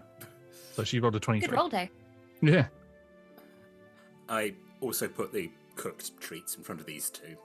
I turned to Peri. I was like, I know you've probably had a lot of breakfast already, but hopefully that's sweet enough for you. Yeah. I've eaten a lot today. I don't really need any presents. I'm fine. It's don't not worry present. about me. No, I do. No, really, don't worry about me. All right. I take it. I put it on the counter. It's sweet, but if you want it. So yeah, give it to Talia. The door to Solomon's office opens and Lila walks out. She walks up to the table. She grabs sort of gets up onto the table and begins grabbing bits of the food and puts it onto her plate and sits down while you're all conversing and just looks over. Right. I believe that later on today we're going to be having a visitor. And I need you all to be on your best behavior for it, as apparently I'm in charge now. Great. One of the Reavers is going to be coming. He's going to be coming with information from Kimdak as to when and where he's going to pick the bears up from. So I'd like for you all to be present for that if you can. I understand if you're all off doing other jobs, but I don't expect there to be any sort of foul play or anything, but if you could all try and stay out of trouble, especially if you bump into any Reavers, that would be appreciated. What time is this person getting here? About just after dinner, I believe. Okay, that's plenty of time. Yeah, that's about 4 sessions. Yeah. Odd way of doing it, but yeah, no, probably by the speed we're going. Plans for today, and then after that, we are not doing anything for 2 weeks. I need a rest. Well, Bilbos. Yeah, the Alright. past 48 hours have been crazy. Anyway, I mean, just because my grandfather isn't here doesn't mean that we stop doing the jobs on the board. So once you lot have finished eating, get your asses out there and earn some money. Yes, chef. Right, so what are we doing? An idea?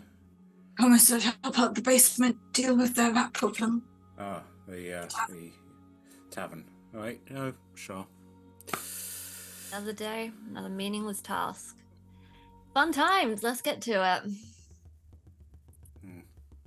I want to insight check Perry. She's not as perky as usual. I've just Rolling taken insight. it that Perry's in a terrible mood, and I'm not going to convince her. So I'm just. Perry made a bond of friendship, and now Also, you thought. she's gone again. And here is feeling slightly bereft. This is what's going on. That is a dirty 20. Yeah, Perry's not okay. Perry She's is pulling away socially. Is very being purposefully distant. Maybe because of information that's come to light, maybe not with. I think we all had a big emotional night in our various ways, and I think possibly meaningless killing of or removal of vermin might help. Action. Right. I mean, we don't know the rats. It's probably like a purple beastie. Well, then that's better killing, because I'd feel slightly more conflicted about normal rats, but purple beastie can be slaughtered. We beat up rats last night, so it'd be a nice change. Well, everyone's feeling too emotional. Let's go. Yeah, I need to go get something. Sob story, muscle mummy. Let's be out. You all head out and begin making your way down to the Rusty Pirate Inn. Doesn't take you too long to get there. The doors are open. You can see that the owner and his wife are both outside cleaning tables. And as you approach, they look toward the man looks towards you, Jaren. Josh says Jaren, confidently. Sounds. Jaren, yes, that's right. Yeah. Jaren Rifseer looks towards all of you and, hello. It's good to see all of you. Are you coming in to purchase a drink or? We from the notice board. Oh, brilliant! Oh, we were wondering when somebody was going to come to help with that. We've, as you might appreciate, we've had a interesting couple of days, but It's fine. It's fine. We were just concerned that it's not anything. Nothing's come out from the basement, so I know there's probably other more important jobs on the board, so we totally understand. No, we're happy to help. So what is it? Sort of like strange noises from the basement. Yes, and when I've been down there to change the barrels, there's been a couple of times where I've seen like purple eyes in the dark. So, like, Perry just starts laughing. Oh, okay. No, sorry, sir. No, it's yes, no. We're happy to be of service. We'll deal with your problem. Thank you. At any point, if you can go down there at any point, I'll send payment to the mercenary company once the job's done, and you can have drinks on the house for tonight as well. If once it's all cleared as well, if that's okay. No, yeah, that's fine with us. Okay, brilliant. Right, and you can see he's been a bit sheepish. He's got a bruise on the side of his face it's still a bit purple, but it's taken on that sort of yellow hue, that like sickly sort of look that bruises take when they begin to heal. And his wife, you can see that she's got a bandage round her hand at the minute. Yes, thank you very much. One of our bar staff can show you down to where the basement is if you're when you're ready. Hey, Leopold and Mrs. Leopold. So have you been beaten up by Reavers, or was it the things in the basement? Or are you just really clumsy? I burnt my hand on a pot. Actually, some of your friends helped me out with that because they were walking past at the time. And her husband looks a bit sheepish and goes, "I've had a run-in with an unsavory patron of the tavern, and that's all I'll say on that." Bram, you know full well what it was. The You were there. hackles. Yeah, Bram's hackles up again, and also now being told we have to pay ever so nice. You know. Have you considered putting mild sedatives in the Reavers' drinks? Her husband goes to speak and stops, and then Or laxatives? I'm going to make a perception check because we know that we're not supposed to talk about this in public. I'm just keeping an eye out for... Yeah, make a perception check. Yeah. And then Janice slaps him with a good hand and goes, "No, don't tell me you have been thinking about it." What? The bastard. We can't say anything, but we have thought about it, but we haven't because we don't want to incur any repercussions. Okay, well, if you ever do want to follow through on it, you can blame me and just say that I gave you the stuff and asked you to do it. Okay? So I don't think the Reavers. I don't think they'd care about who actually did it. Noted. I'll come in tonight and spike the drinks myself. Okay, cool. That's the plan. Okay. What did you roll on your perception? 6. No. I think I've started looking and then just sort of like red, just like. And also, like, I would happily drug these bastards. And then I'm like, am I becoming too Peri-like? This is a sliding scale. Yeah. The correct answer is you just don't to want drug to become Peri-like. The correct answer is to drug everybody, so that no one knows it's targeted. We accidentally chloroform ourselves and be like, oh no, oh, whatever happened? Look, I'm sorry, it wasn't targeted at you. My wife has also gone down, or I also went down. My wife also has a dicky tum. It must mean the goulash. Yeah. I just like literally like lost for words, being like, oh god, Lucian would be so angry with us.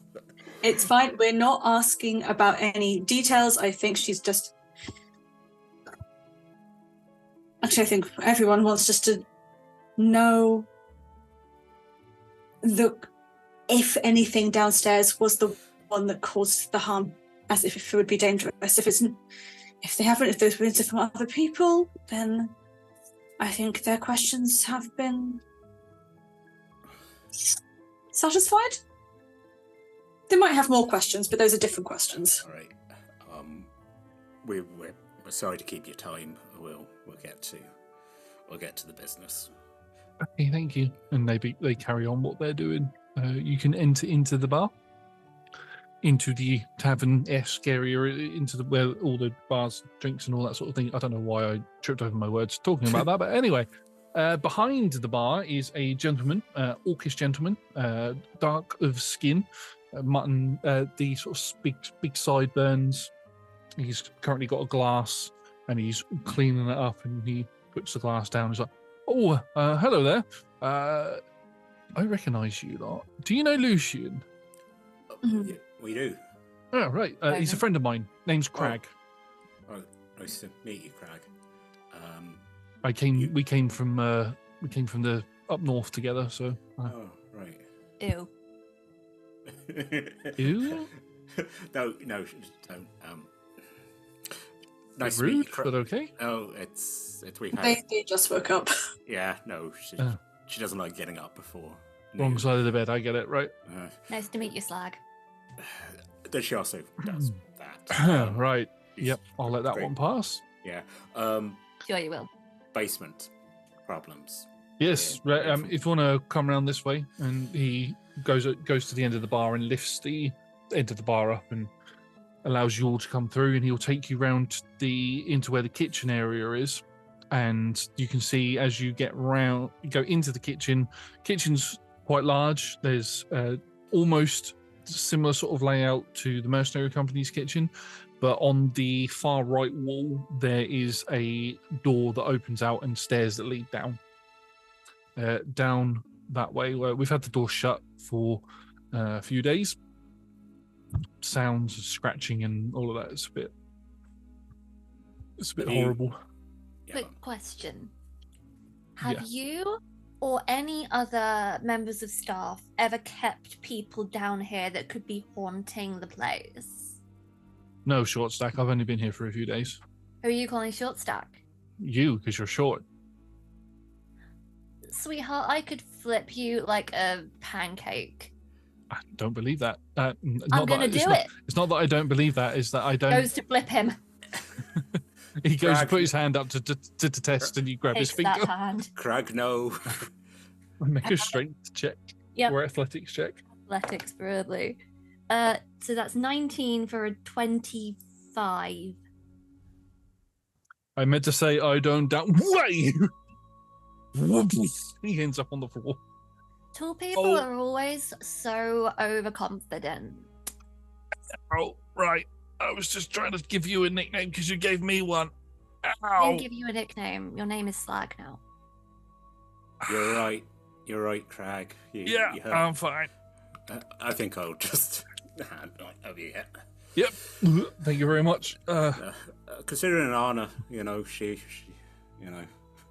she doesn't usually flip people, but right. Have you seen anything down here, or you just heard the screeching? I went down there to try and deal with it myself when the bosses said that they'd seen something down there. I saw the same thing as they did, but I saw at least 6 pairs of eyes. At least I hope they were pairs of eyes and not eyes all on one creature. So glowing unnaturally. they were purple. That's as There we unnatural go. as you can get, I think. Right. Yeah. No offense, miss. Points to sort of directs towards Hiira.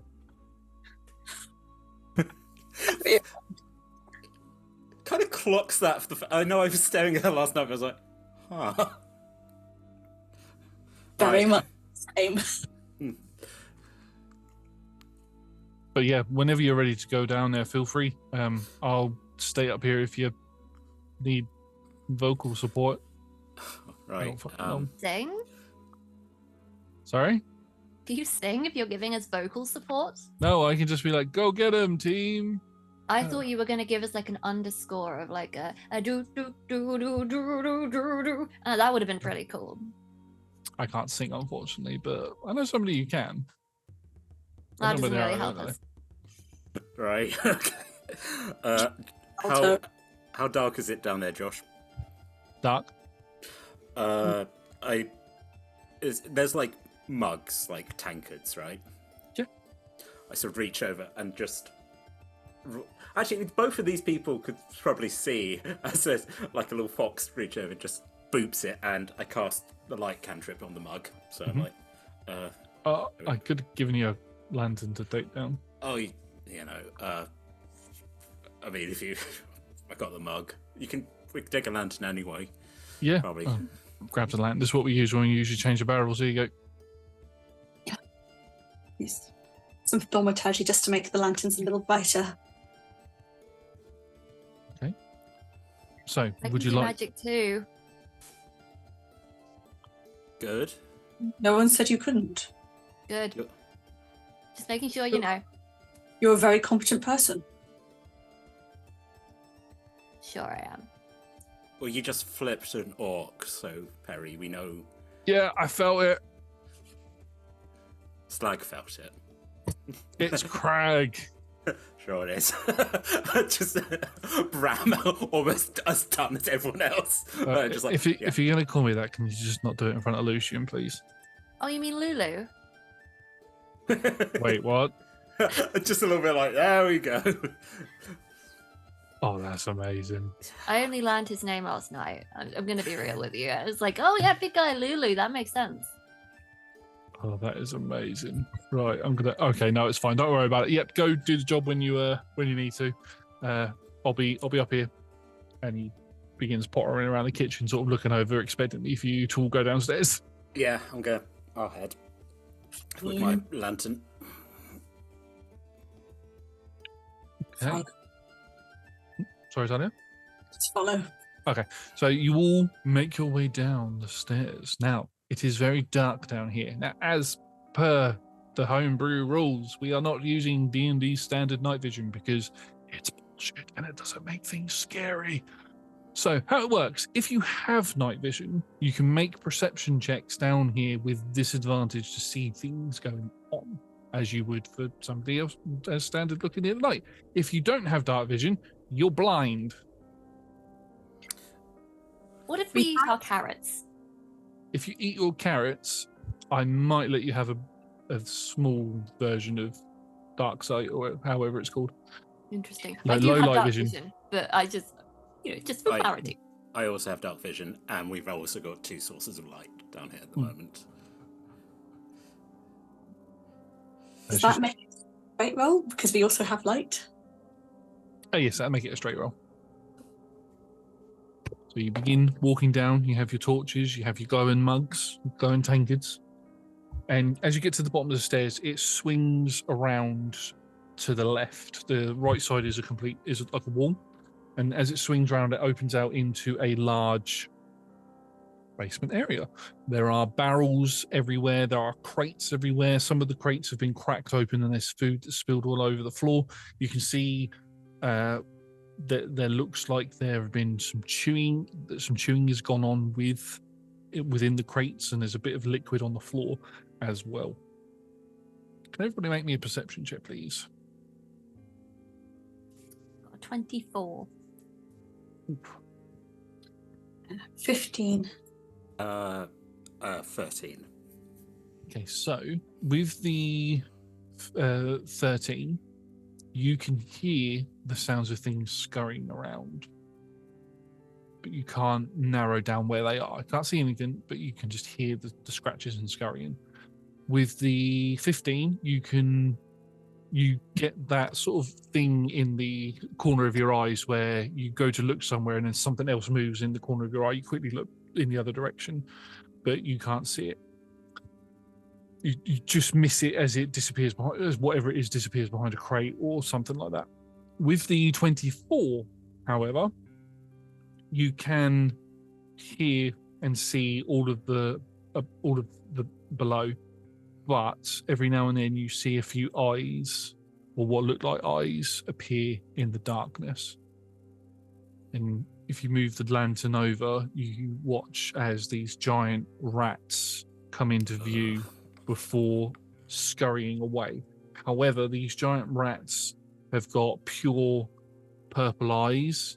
They've got these strange veins coming out of their eyes and descending down. Their teeth have elongated, their snouts have elongated because they're giant. They don't look like the ratlins that you face, though. They're on all fours and they're scurrying around. That is what you see with the 24. I knew it was rats. We said. They don't seem to be doing anything, though. They seem to be watching you. Can I pick up some food and try and offer it? Yeah, there's plenty of like little scrap bits of food and rotten food on the floor that you could sort of scoop up and sort of hand it out. With that high perception, with the torchlight, the other 2 of you will now begin to notice the rats, and they step forward a little bit and sniff, and then step back. You can hear them hissing under their breath, effectively, and you even catch one's tongue sort of comes out and it's forked. Oh, good. As it pulls back. Snake rats. Not happy. I sniff the air and see if there is a scent of aether around. You can make me an Arcana check.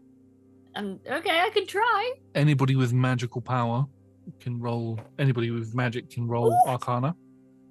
I thought this was going to be wasted, but I got a nat 20 for a 19, but still.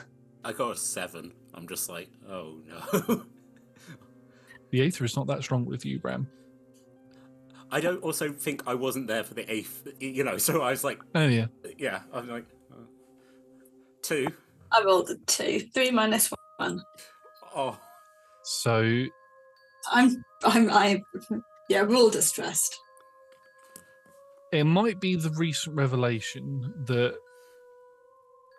a past version of yourself or your past life had managed to find a way to distill pure aether, but you seem to be now more in tune with picking up its scent.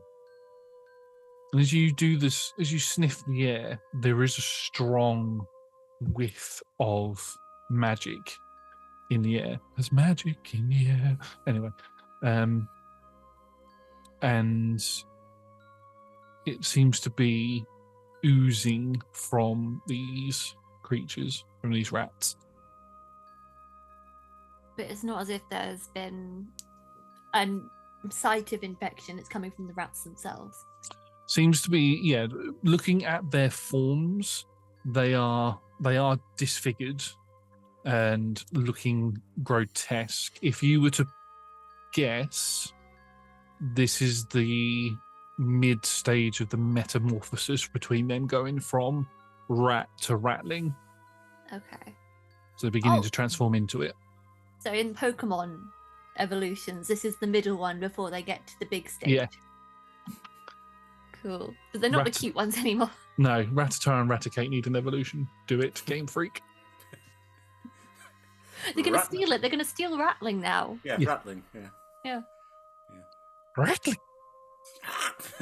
They're going with the forked tongue. It's like, I translate, right, we got pre-rattlings. Maybe we should have a look for where they've gotten in. Because I got, like, ether somewhere has affected them, but I don't think it's in here. no. Meta, Josh, what do we know about this town, history-wise? There's not much history actually been done by anybody on the town itself at the minute. You just know it's a port town that was. I was about to say something about the Vermin War then, but you don't know that. That's kind of like, because do we know there was a Vermin War? Not really, because none of you were alive for it. Peri might have memories of it locked away deep down somewhere, but it's not something that would have been brought up in your lifetimes, really, unless you went to Okay. school. So Hiira might have an inkling into it from... I'm going to roll history with disadvantage to see if they've kind of covered it in Yeah. school of recent events, and I was paying attention. Can I do history of disadvantage? Because I knew what a rattling was, and it might have been the sort of thing that when we were Yeah. travelling, they were like, yeah, be careful. Yeah, you know what rattlings are, Yeah. but the Vermin Wars Faced them itself... last night. Yeah, Well, true, yeah.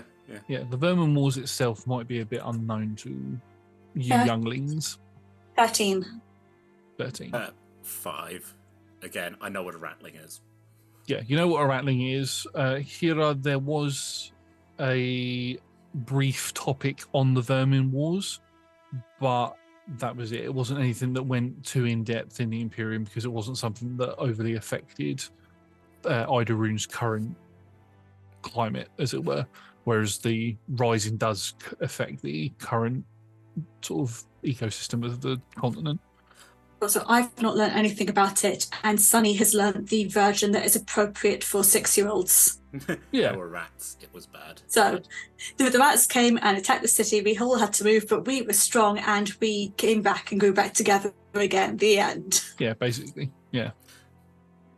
I think my parents told me, like, yeah, you're going to see rattlings. They're weird little things, but don't let them bite you. And I was like, all right, I don't need to know where they came from or what they did. They're just, I'm used to wild animals. I'm just like, I don't ask where the bears come from. You know?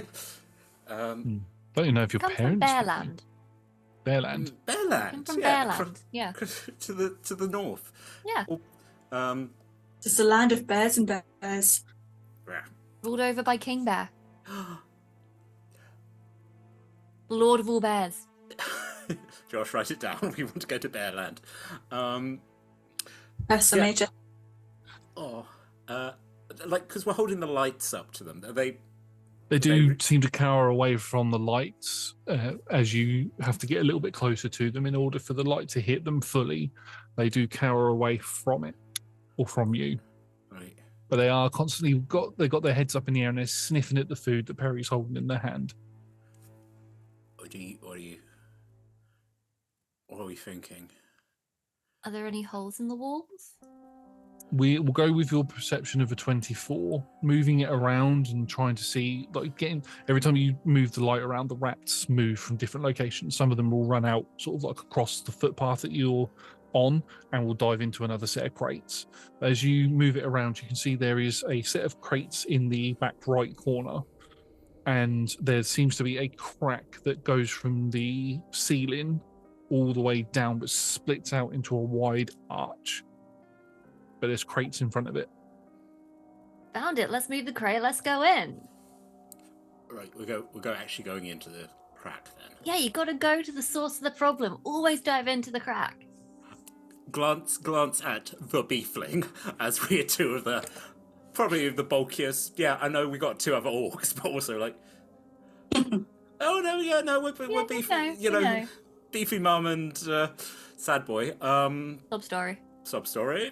All right, okay. Sure. Put the mug down. And is Peri touching the crates to move them, or? Yep. Okay. Also, I don't know if it's help or it's a separate strength thing, Josh. But I'm also. You can give help if you'd like.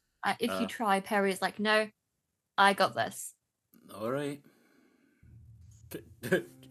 Just hold the lantern. And Make an athletics check to see how hard it is for you. Okay. You'll be able to move them, but it's just on how hard it will be. This is the perkiest that Peri's been all morning. We're letting this happen. 23. 23. I mean, you don't even need to do that. You just go, and they all move one-handed. You have to put the other hand in just to get them that last little bit, because some of them get stuck on some of the slats on the floor, but you just push it and you hear a as it sort of bumps over it and you push it further. As you've walked over to do this, the rats have all dived into that hole. And one of them actually brushes past you. It stands up to about just above your waist. Oh. And then well, that is a big rat. Yep. Are they on all fours or are they on two legs? They're on all fours. They haven't quite got to that stage where they can run around on their back. If it was standing, it would probably be taller than me. Probably, yeah. For some reason, the ratlings now run around like this. These are actual rats, though. They're not ratlings yet. Okay. That has sinister implications of what the ratlings are. Yeah. Into the crack? Thought we had established they were Pokemon. Well, they're halfway between ratling, just lings, right? I'm wondering if the Aether has some sort of mutation effect, and that's what gives us the ratlings. I don't think that's unreasonable. I think if this is the purple stuff, then they're mutating, change it like the bear, and so Aether's like pure magic. Then I guess this is speeding up whatever changes. Well, I don't think it strictly speeds up a change. I think it kind of gets in your DNA and messes around and exacerbates any loose threads that might already be there. Bram looks blank at the concept of DNA. Just like... Peri says it and then it's like, wait, what did I just say? What? This thing I always love about this game, where we inadvertently like turned it into like really intense like nuclear physics stuff, and then be like, no idea, we have swords. There's a canonical reason Peri is occasionally smart. Yeah, that just felt natural to Peri. Yeah. Dino DNA. I'm gonna bring out the sword and just go, shall we do science? Yeah. We're not trying to like take these ones back. We're not trying to. No one needs to do research on these, right? Why would you even say that sob story? I mean, Elodie wants to examine things, but I assume it's not If Elodie wants things to examine, she can get them herself.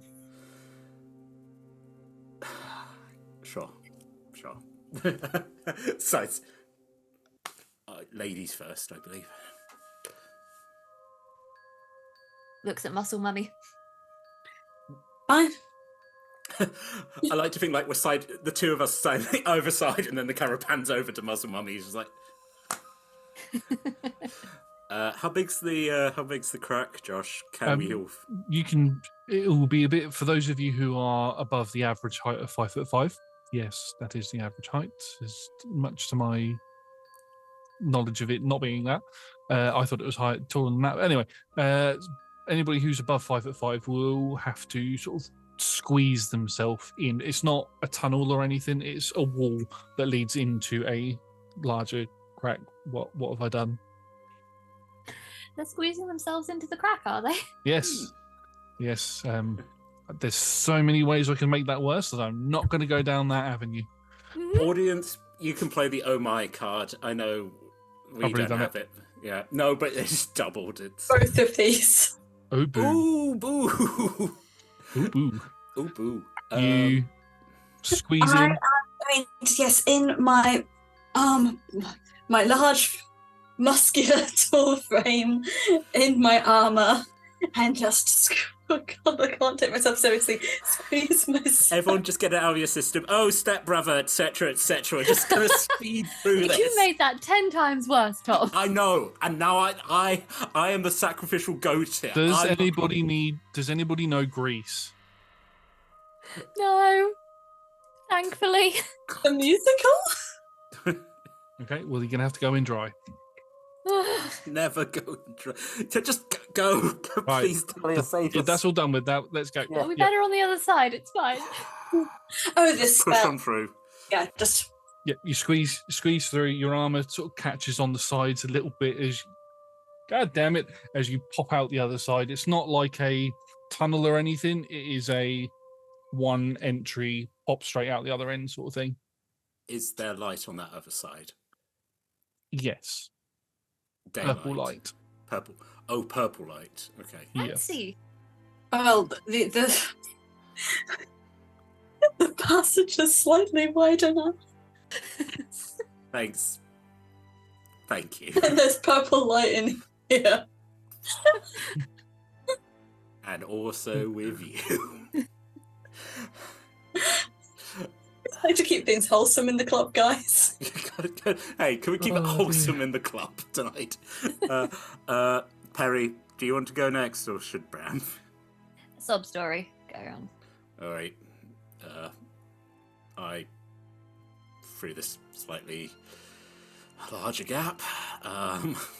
My armor's not as nice as Hiira's. It's of leather, so it's probably not as difficult for me to get through. But Yeah, it's not. You're slightly larger than Hiira, so your general size makes it a bit more of a tighter squeeze. But your armor makes the transition a lot more smooth. I do the Indiana Jones thing of like hat, hat back on. Yeah. And then that just leaves Peri on the other side. Very smaller. No armor. Just slips in. Yep. Perry just pushes the boxes back and is like, "Good luck, guys." Yep, Bye. Perry slips in completely unnoticed. Doesn't touch the sides or anything.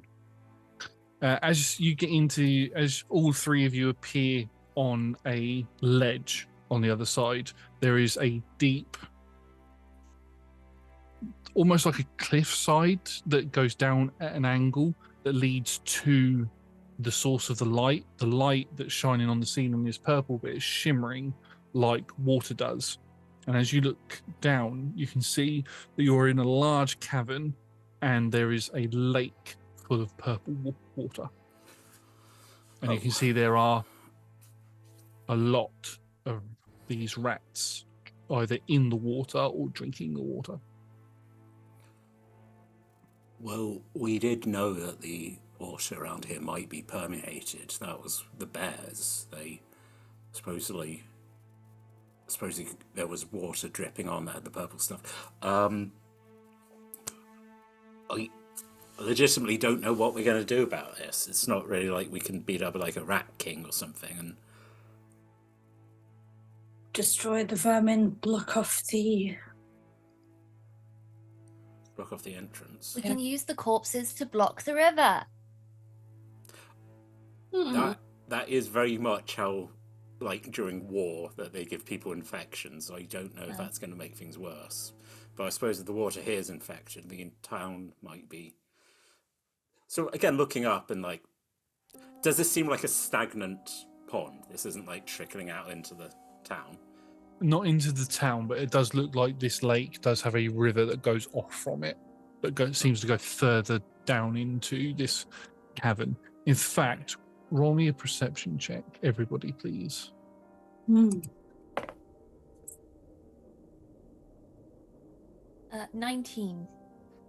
I'm rolling pretty good for a new set of dice. Also, Keep them. I'm going to use my passive in 13. Also 19. Okay, so the passive with 13, you can see, Bram, that you get a sort of a gist of how many rats there are. Probably about 20 around this lake or in this lake.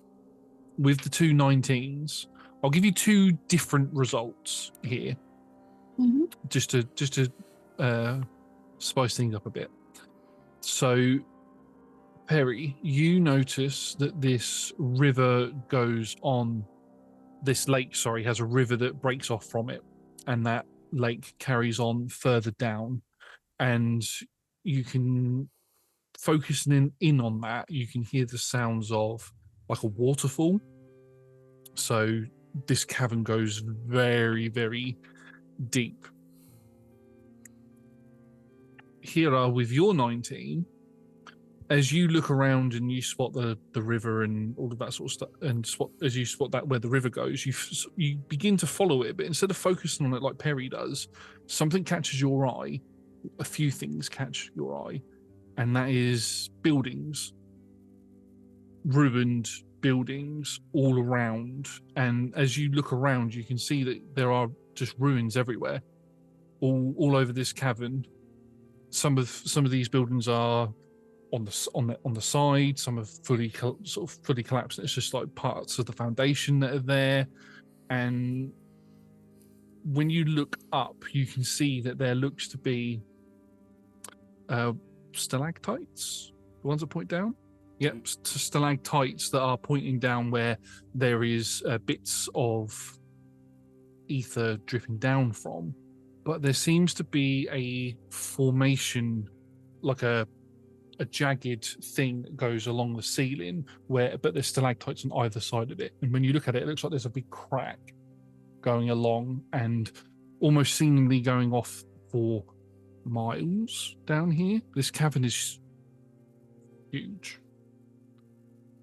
Maybe the entire circumference of the town, or larger.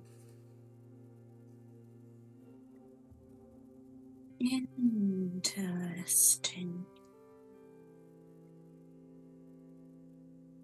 Peri, because I feel that I didn't give you as much information, you turn to look to what would be north, and you can see really far up, there looks to be some roots coming in from the ceiling and embedded into the rock itself. Round about where the church is, where you know there's a large pink tree that is sticking out of the ground. Does it look like the roots are dipping into the Aether River? No, it looks like if you were to go from this distance, because it's quite far away, you're not 100% certain, but looking at the bigger roots, it looks like, because the roots should have naturally gone down to find like a source to feed from, but these seem to have curled up and gone back into the ceiling, as if they're trying to naturally avoid Aether. Almost as if Aether is the opposite to nature. We're playing Pokemon. For the audience, this is on our party conspiracy board. We started drawing lines. We're like, fire, water. The chat got so complex and full of questions. There is an actual legitimate colour board now. It's very sweet. It's like we've got post-it notes. I have so many things to add after this session. Oh, God. Yeah. Right. Start exploring the cavern. Start exploring the cavern. I'll explore the cavern. Start exploring the cavern. We're off to explore the cavern. The terrible cavern of down here. The terrible cavern of Merc. Wait, no, I'm upset. Sure. Yeah. Harumph. I'm not getting into this. Absolutely not. So bored. Anyway, I'm going to go look at the waterfall. You walk down this slope, and as you get down to the slope, you can see that the cavern, as I said, the cavern extends for miles. You follow the river for a little bit. It takes you a little bit of time to get around everywhere. It's as if you're walking around the town itself. And you get to where the waterfall is, and it's almost like 100-foot drop before the river then carries on, and it leads all the way down to what looks to be a rather large ruined building that the river seems to flow into. It's larger than the other buildings. In fact, not with your previous knowledge, Peri, but with Gwen's knowledge, it looks like a church. And the river seems to flow into it. Is there like any dry rocks that I can make my way down with? Yes, I would need you to roll me a climbing check, which would be athletics. There is athletics. potential for you to fall in the river. I will take that chance. No one can stop me. Are we just watching You guys her can go? do what you want to do. You can either come with me or do your own thing. I'll get you to roll athletics. You're flexing it. I'll get you to roll athletics.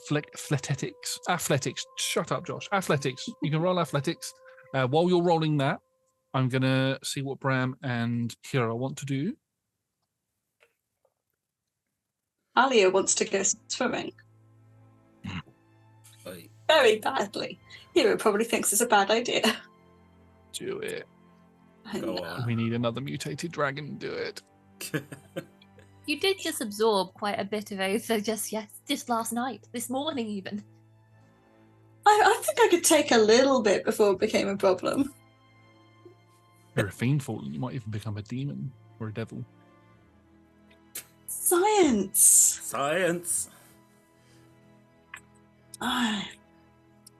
Investigate these. I think we're stuck on a multiple of different things. Step one is just deal with these rats. Step two is then, but the other thing, we've been now distracted by looking at this place. Maybe we can kill the rats. I want to just have a look around. I've got something that's a little bit of a DM helping hand for you. Thank you. But I think it fits with what you did earlier on in the session, which was speak to Udric. Can you roll me a history check, please? With advantage. Thank you.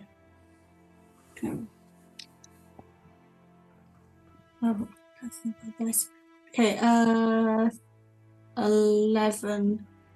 It's not super. That's fine. It wasn't a very high DC. It's just remembering back to a conversation that was had the day before.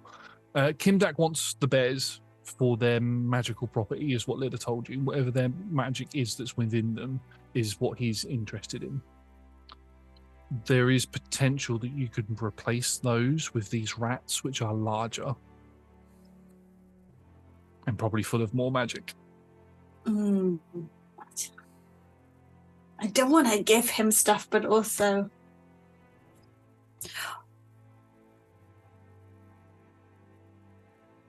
Oh, my music has just got really sinister. The sinister thought I had in my head was give him the rats, but also give the rats, which are turning into rat things anyway, so they're not sentient beings really anymore, slow-acting poison, so they die and they're kind of useless. Option. Are you going to say this out loud? No. It seems like the The Harbinger's coming through a bit there. Every single day is a new day. It wasn't a complete and utter personality shift. It's just an ongoing 12-step attempt. Sometimes there are relapses. That's fine. I'll let you think on that for a little bit longer, and we'll see what Bram's up to. I think it's quite funny because like Brahm looks over as Peri like stomps off towards the waterfall, then looks at Hiira, and Hiira getting this really intense look, and he's like, "Oh, I look down at Hawthorne, who is like probably the only person he could talk to in the situation." Right. Yeah. What, you want me to give you some advice? Yeah. I mean, to be honest, Hawthorne, we could. This is big. This is a lot of rats. This is much bigger than just sealing the door off. But no, any sage advice would be appreciated. I've got no clue. Do what you want. It's up to you. I'm just here to make sure you don't die again. Well, I guess me not jumping off the waterfall is probably a good idea. No, that'd be an idiot thing to do. Looks over to what Peri's doing. Yeah, no. I could explore the buildings.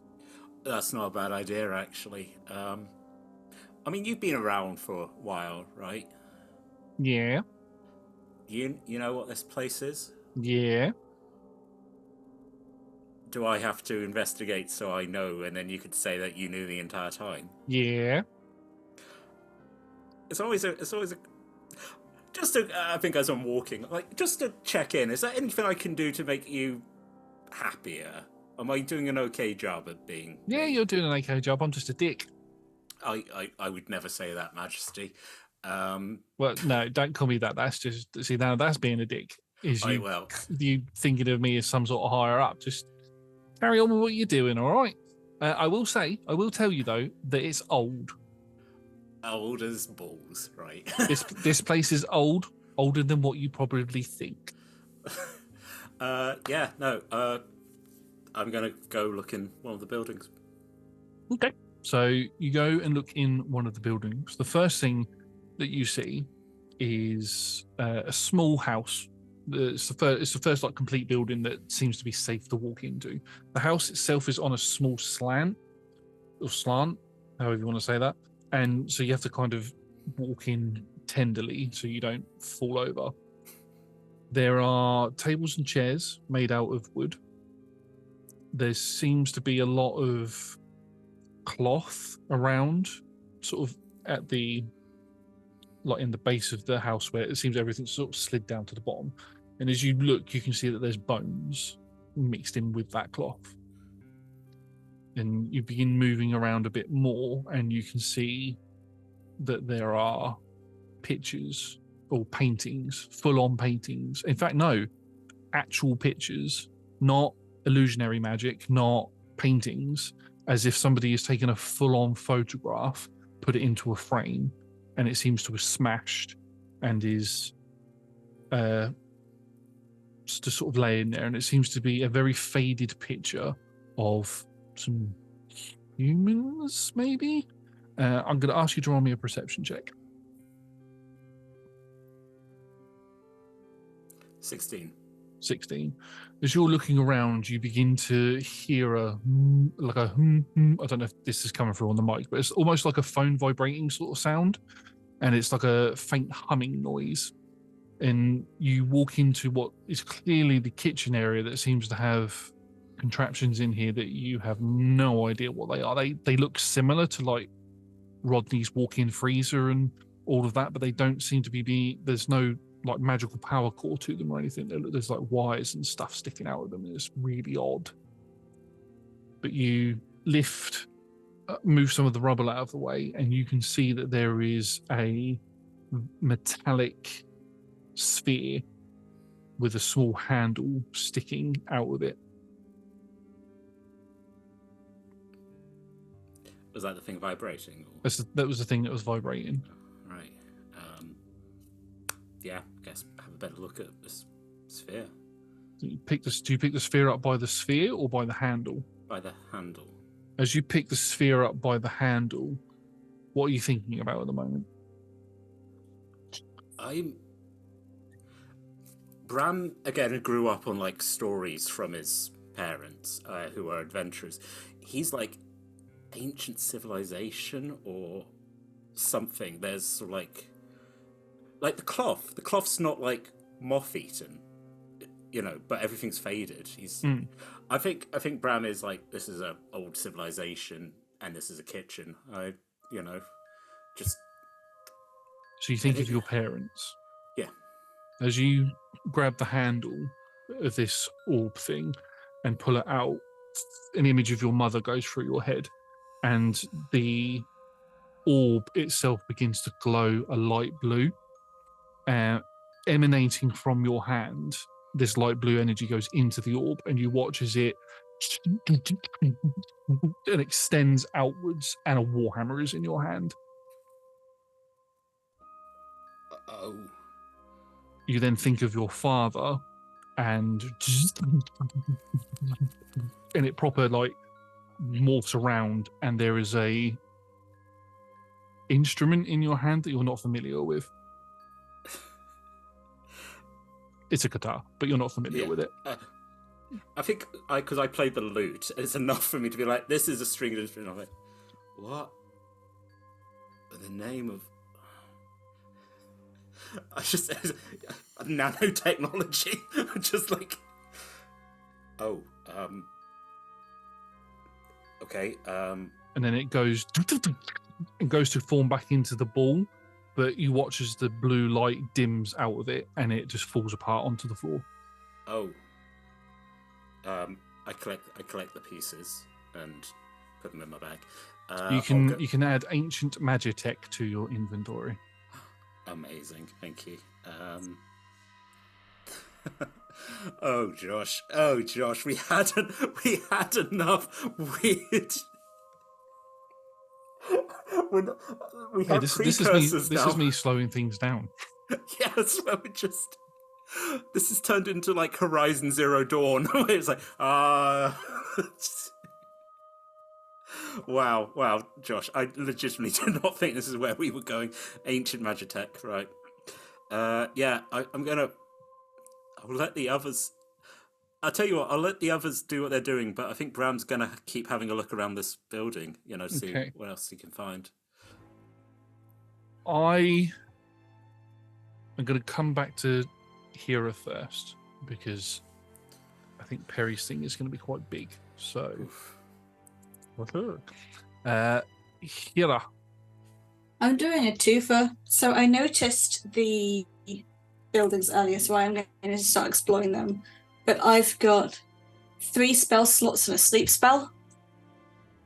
So I'm going to try and see if I can just knock unconscious as many of these giant rats as possible, so we can kind of essentially sweep them in a pile and then decide what to do with them afterwards. Okay. What do I need to roll for sleep?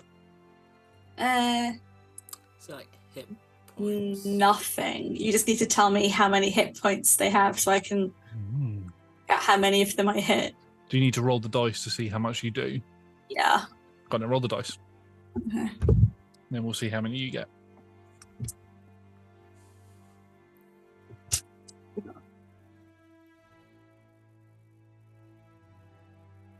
It's very rare that I see sleep being used, so I'm happy to see it being used.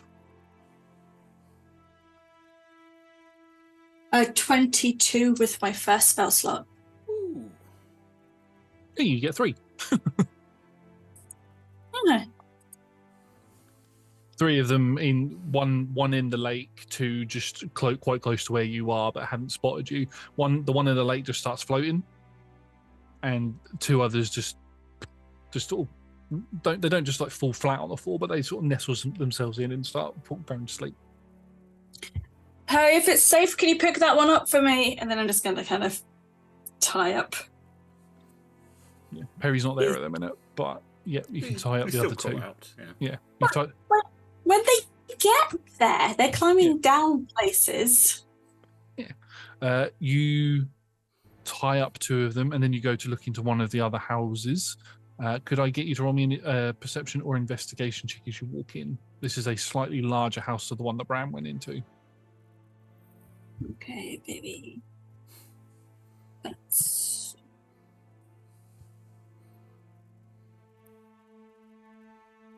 My perception is so much better. 15. 15. Okay, so you walk into this house. As soon as you walk into this house, you instantly realize it's not a house. I had to keep that bit going. It's not a house. It was probably a shop of some kind. There is dust everywhere, probably cardboard that's disintegrated over time or whatever. But you have a look around and there's not much of note until you step. This surface is a bit flatter. Until you kick something under all of the dust and it hits into your metal boot and it's like metal hitting metal.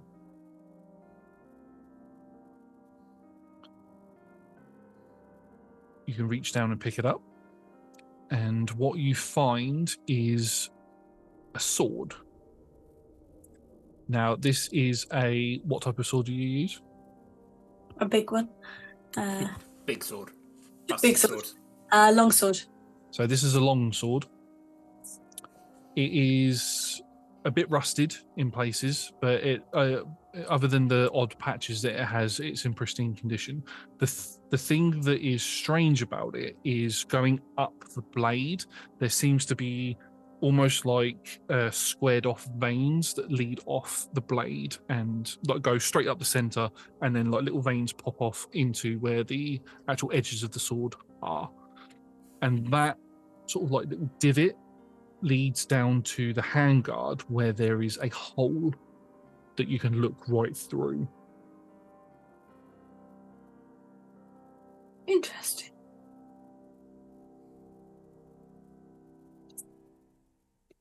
Try and work out where I can stash it on myself and then just wrap it in some cloth. There is no scabbard yet. Just... Yep. So you can pocket yourself an ancient sword, ancient longsword. Oh, and I feel like I'm just randomly chasing after everybody. I'm going to follow after Peri now and just check that what they're doing. Okay, awesome. Speaking of Peri, what was your athletics check, Peri? Are you in the river? 20. Oh, you're fine. You have a little slip, but you catch yourself and you are now at the bottom. If I do see Hiira at the top, I will just kind of call up, I'll be back in a minute. Like, don't need to follow me. It's fine. So what's the plan?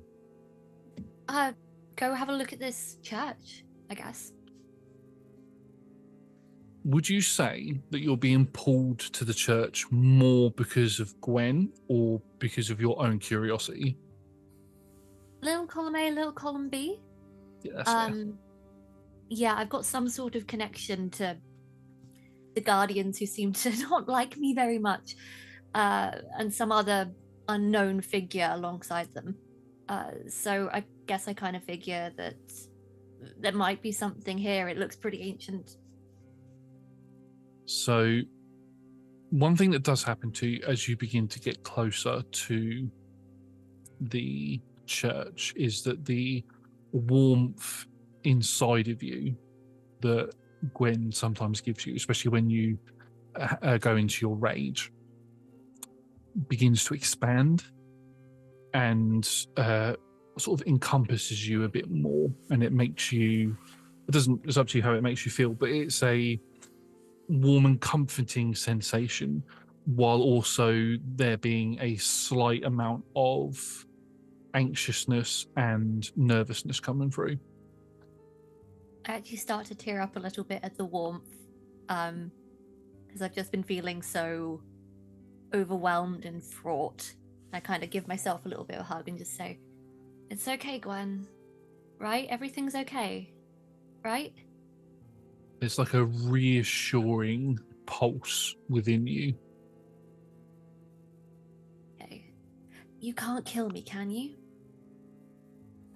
The pulse stops and sort of freezes for a moment, and you get a strange sense of, I don't think so, and I don't know why I would want to. Cool. Okay, that's good enough for me. It's worth asking. I can trust the person whose body I am inhabiting. Yeah.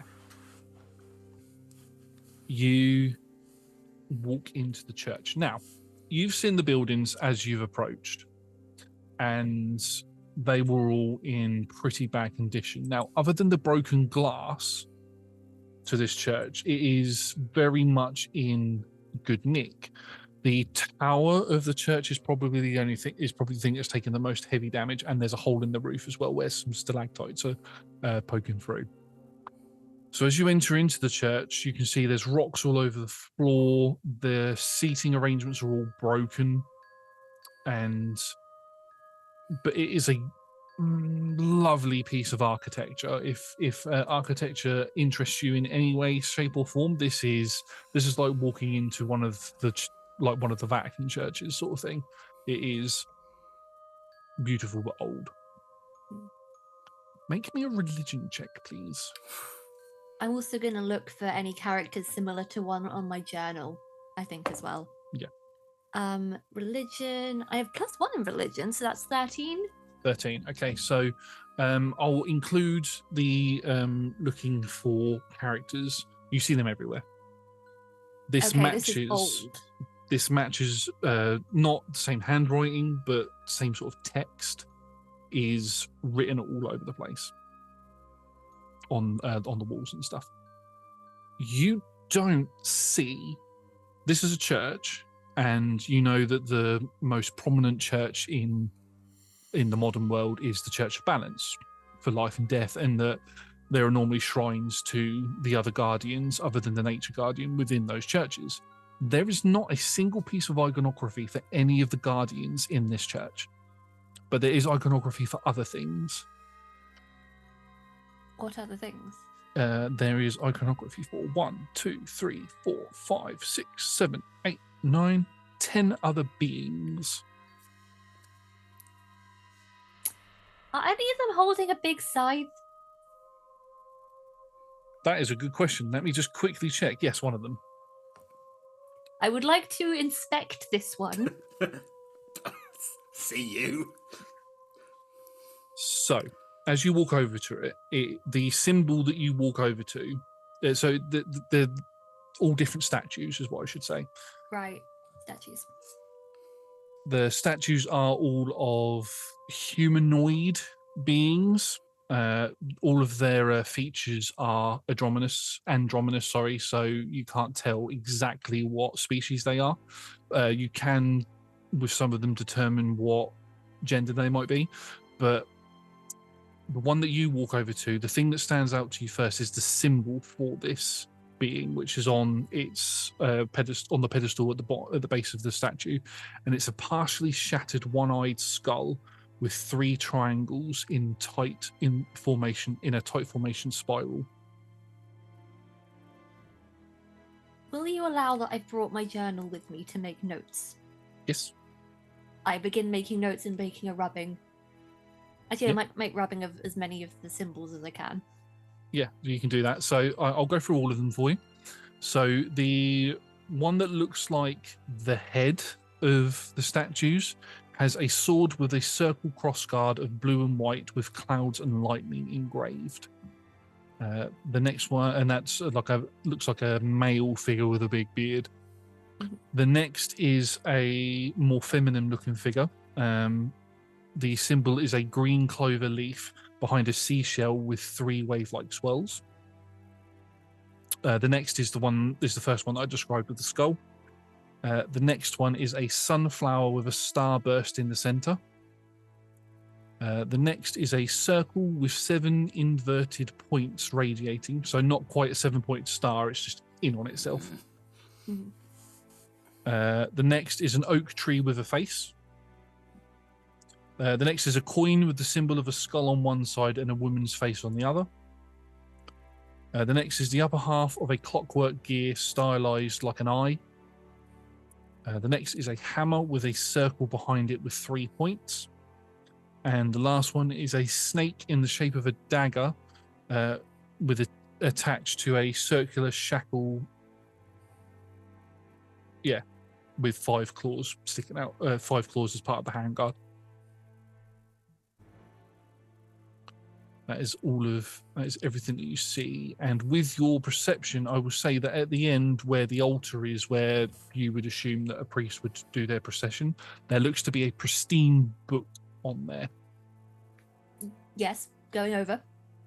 You go over to the book, and looking at it, it is again in that strange writing. Any attempts of casting comprehend languages on it won't work. So you won't spend any spell slots or uses of it that you have if you try to do it. You just know that you can't read it. But it is old, and it is readily available for you to look at. Yeah, I'm going to flick through. Hope there's some pictures, I guess. There's a lot of pictures in there. There are pictures depicting each of these individual statues in more detail. In various different combinations, you'll see like the one that you were focused on with the scythe is stood next to the one with the beard and the lightning. You'll see one where the one with the beard and the lightning is stood next to the one with the leaf clovers, the clover thing, and they're all paired up in different ways. Something that does catch your eye is that it does depict 3 beings. One is a sea creature with multiple tentacles that seems to be protruding out of the sea and is the size of a landmass itself. The next is a large creature that in the picture is depicted next to what looks to be a city, but to the size of this thing looks like a village. It's that big. And the last is a large dragon, which its wingspan looks like it sort of tips, one wing touches one end of the earth, the other touches the other end of the earth, sort of thing. And then as you flick the page over, there is one more thing that stands out to you, and it is a map of the world. But although you're only a month old, Gwen is the one that sort of gives you that feeling that doesn't look right. It is just one large continent.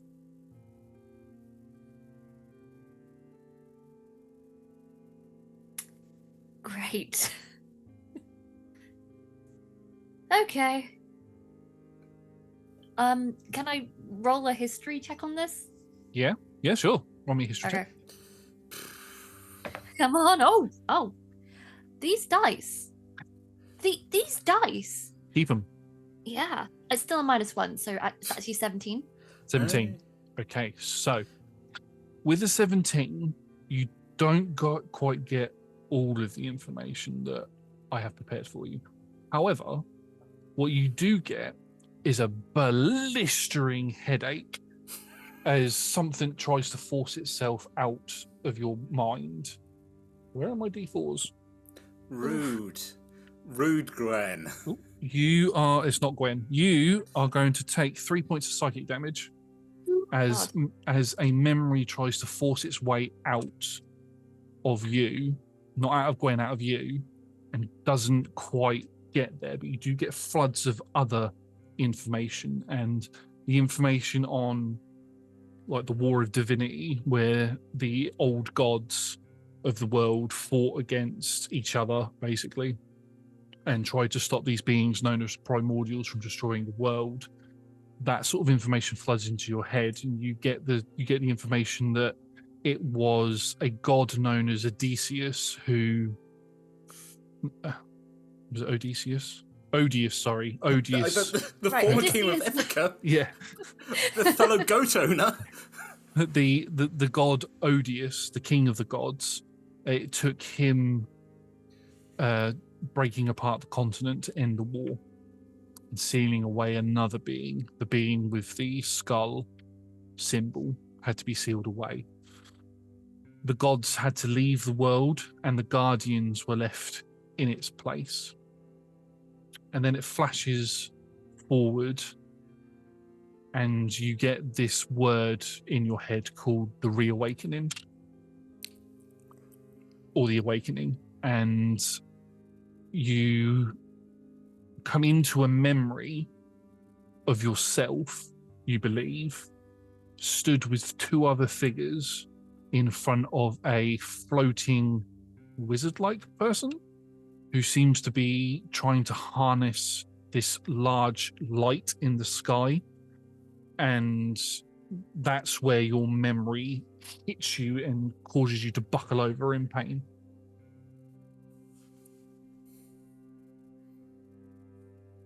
It's at this point that you notice something underneath one of the stools, a little orb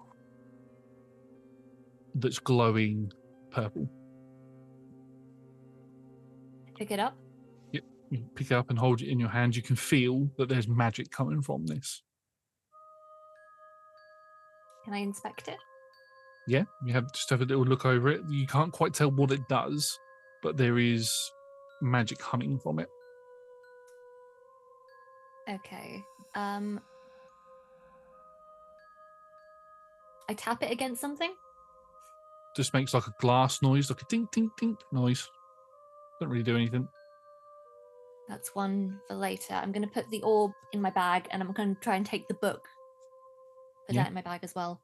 Yep, take the book, take the bag. You notice as well that there are a few like symbols, like a clerics would wear a symbol to their god on, or their guardian, should I say, on their side. You can see there's a couple of those lying around. You could pick some of those, scoop some of them up as well if you wanted to. Yeah.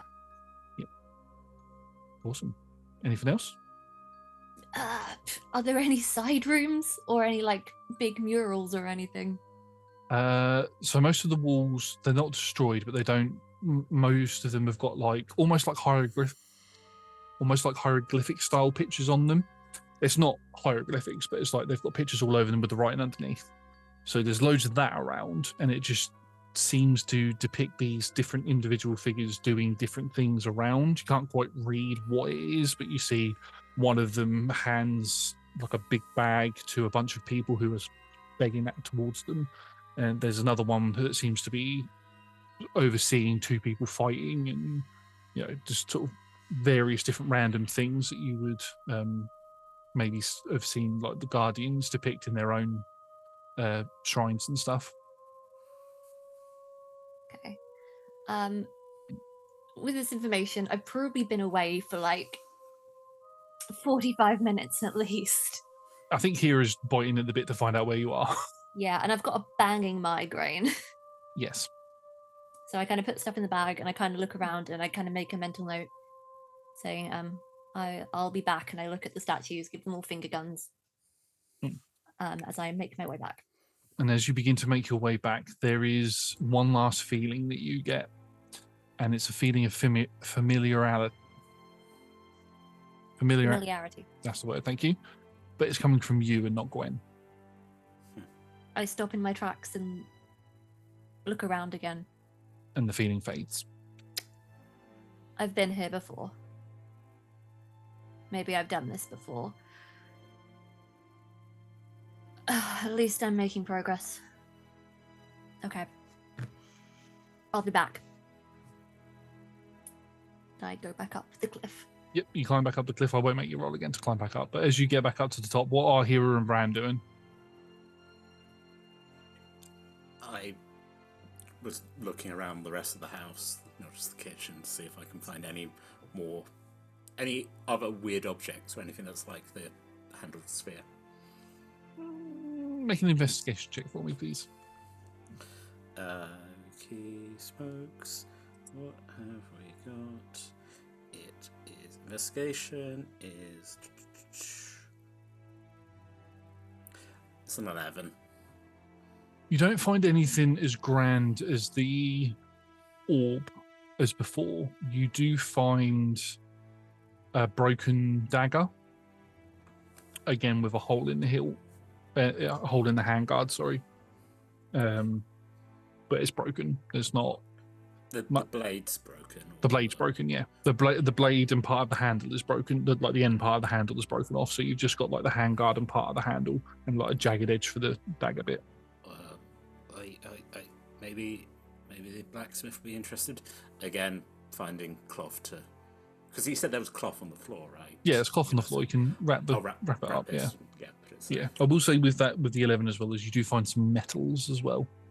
I'm gonna again the blacksmith has said, I don't think I've been in one of those conversations, but I think I would have been told, bring stuff to the blacksmith, we'll get you weapons. So, yeah, I think I'll just gather. Yeah, that's my thought. And also, part of me is like, right, who do I know who knows stuff about this? And then I think about that shut shop. And I was like, right, Goggle Springs. Right. Yeah. I think also, if this is around the point that Hiira was like, can someone go get those rats? I think I'll go out and find Hiira and see what's occurring. You're muted, Hiira. Oh, yeah. Looking around, doing a bit of exploring, and just knocking rats unconscious as I walk around. I don't know if we're killing them or not, so I'm just basically just using the to hit them over the head. I'd say with your, if you'd like to, with your sleep spell, with the remaining 2 spell slots that you have, and the fact that it's your birthday, I'll allow you to knock the rest of the rats out without actually having to hurt them. Okay. What a gift. That's a gift. I gave a gift, but I also did take something away. I took your spell slots away. Spell slots. Here comes a giant rat behemoth. King of the rats. Dun-dun-dun-dun. No more smites for me. I have a flat of my sword. I'm just. Yeah, I use some sleeps, and I use the flat of my sword, so I'm just knocking a whole bunch of them unconscious, going. I feel bad killing them. I think I'm sort of standing there watching this, where I'm just like, is she okay? I don't know. I'm just going to turn and just kind of casually just knocking them all unconscious while I'm also just exploring all the buildings and just flashing things out of corners. Cool. I will get you to roll me one final investigation check. Investigation. Okay. That is a 13 for investigation. Okay, cool. So you go into one other house, and this house is not as large as the shop and not as small as the house that Bram went into, but it is 2-story. Unfortunately, the house is upside down, so you go in through the second floor first, or the first floor first, depending on how you judge your ground, first, second, or first, second foot, wherever you're from. Anyway, but you go through and everything is upside down. And you walk into what looks to be a bedroom, probably an adult's bedroom. Well, the first room that you walk into is a child's bedroom. You can tell it's a child's bedroom because there are some crinkled up posters on the wall that depict some sort of gladiator or hero. It's very faded out, but this figure is holding a sword in the air and seems to have a strange mask on their face. And there seems to be some toys on the floor as well, which don't represent anything that you recognize, but you can tell they're toys because they're squishy. You walk into another room, clearly an adult's room because there's not as much clutter in this room. You find a drawer and dresser that is slightly open, and inside of it there is a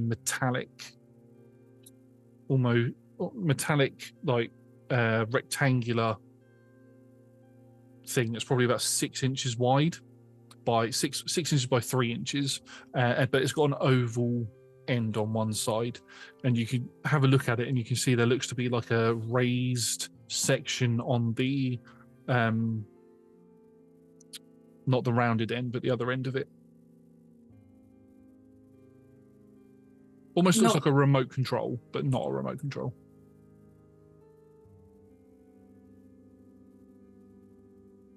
Right. I'm going to call it oval metal thing. Yeah, oval metal thing. But there does look to be like some sort of a button on it. Do it. If in doubt. Okay. I go around, find a window. I jump out of the window and land next to Brahm, and I can knock out the rat. You just jump Well- on a rat and knock it out. Well, oh, all right. Hello. How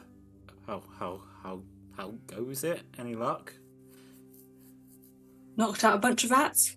I saw Found some toys. Oh. What does that do?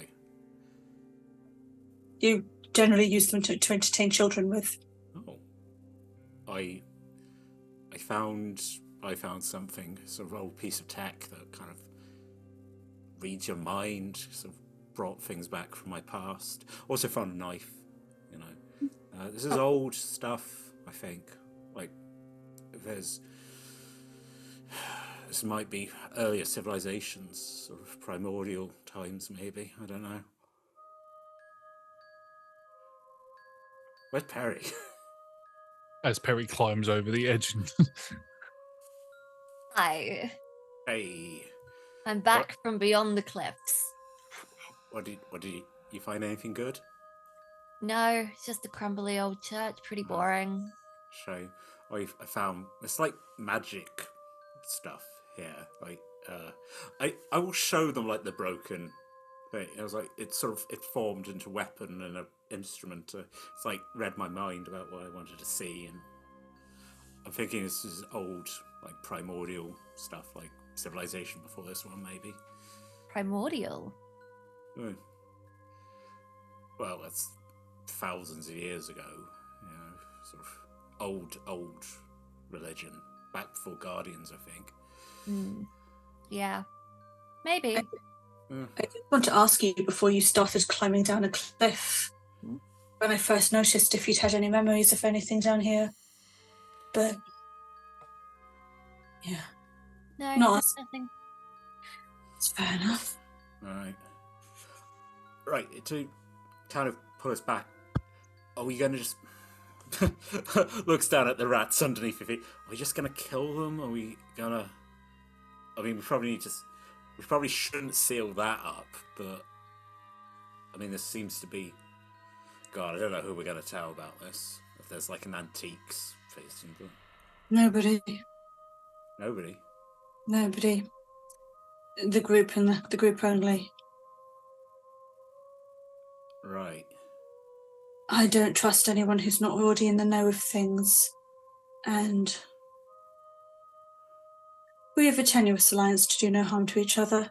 I would like to keep all these interesting discoveries within our group for the moment. What are we So, going to...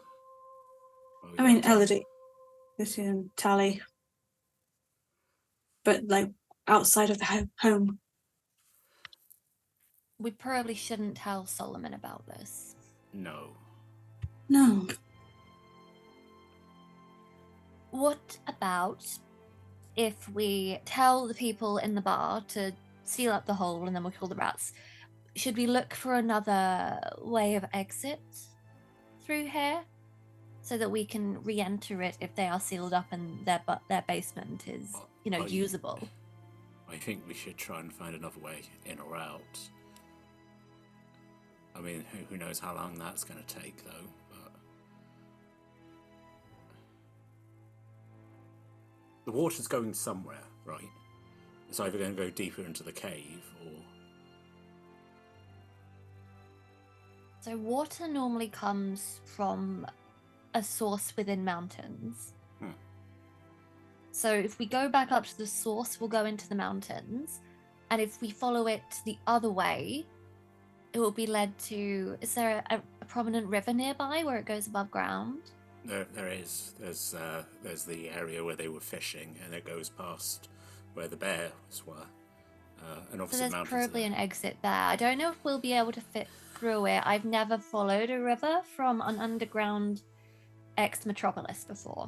I know that's crazy. I mean, everyone's done that, but not me. Of I'm a month course, old. You do that every seventh day. Right. So what do we think? Do we just go tell them that the rats are dealt with, and then we keep going, or?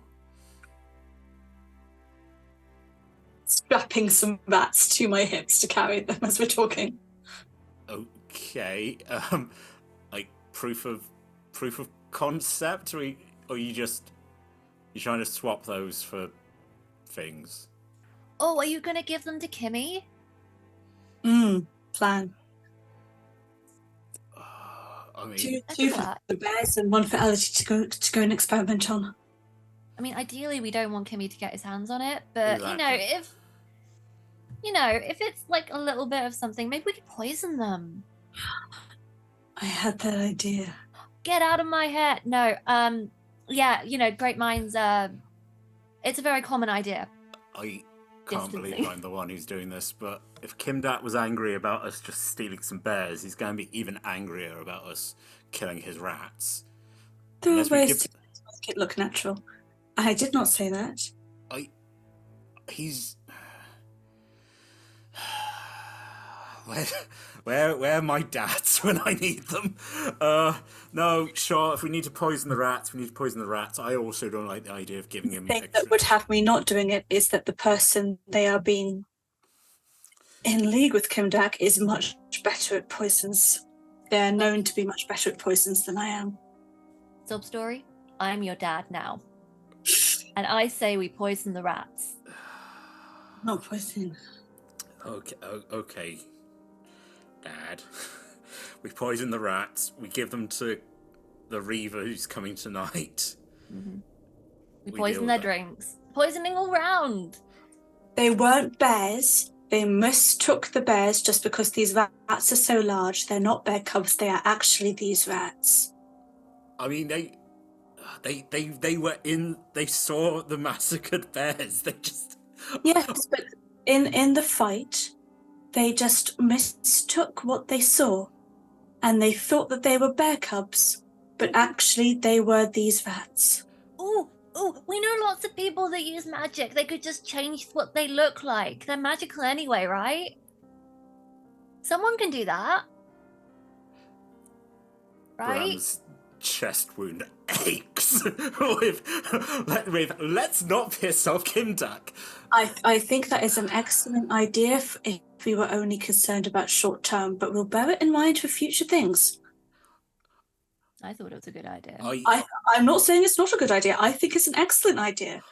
I think it's just an excellent idea for short term situations. The costume shop. What? Were you dressing them up in bear costumes? We talked about bear costumes earlier this morning. I suggested that we dressed up as the bears and went ourselves and then snuck out, but that was apparently a bad idea. But if we dress the rats up as bears from the costume shop... Canonically, audience, Bram was dressed up as a little bear when he was little. When he was dressed in bear skins, he's like... They will then discover that they are not bears. We just gaslight them. We gaslight them to think that they were wrong. But the Reavers are so unreasonable. They're not going to... Look, I definitely think we give them the rats. And if they don't want, killer rats, then we have to deal with that. How long does sleep last? I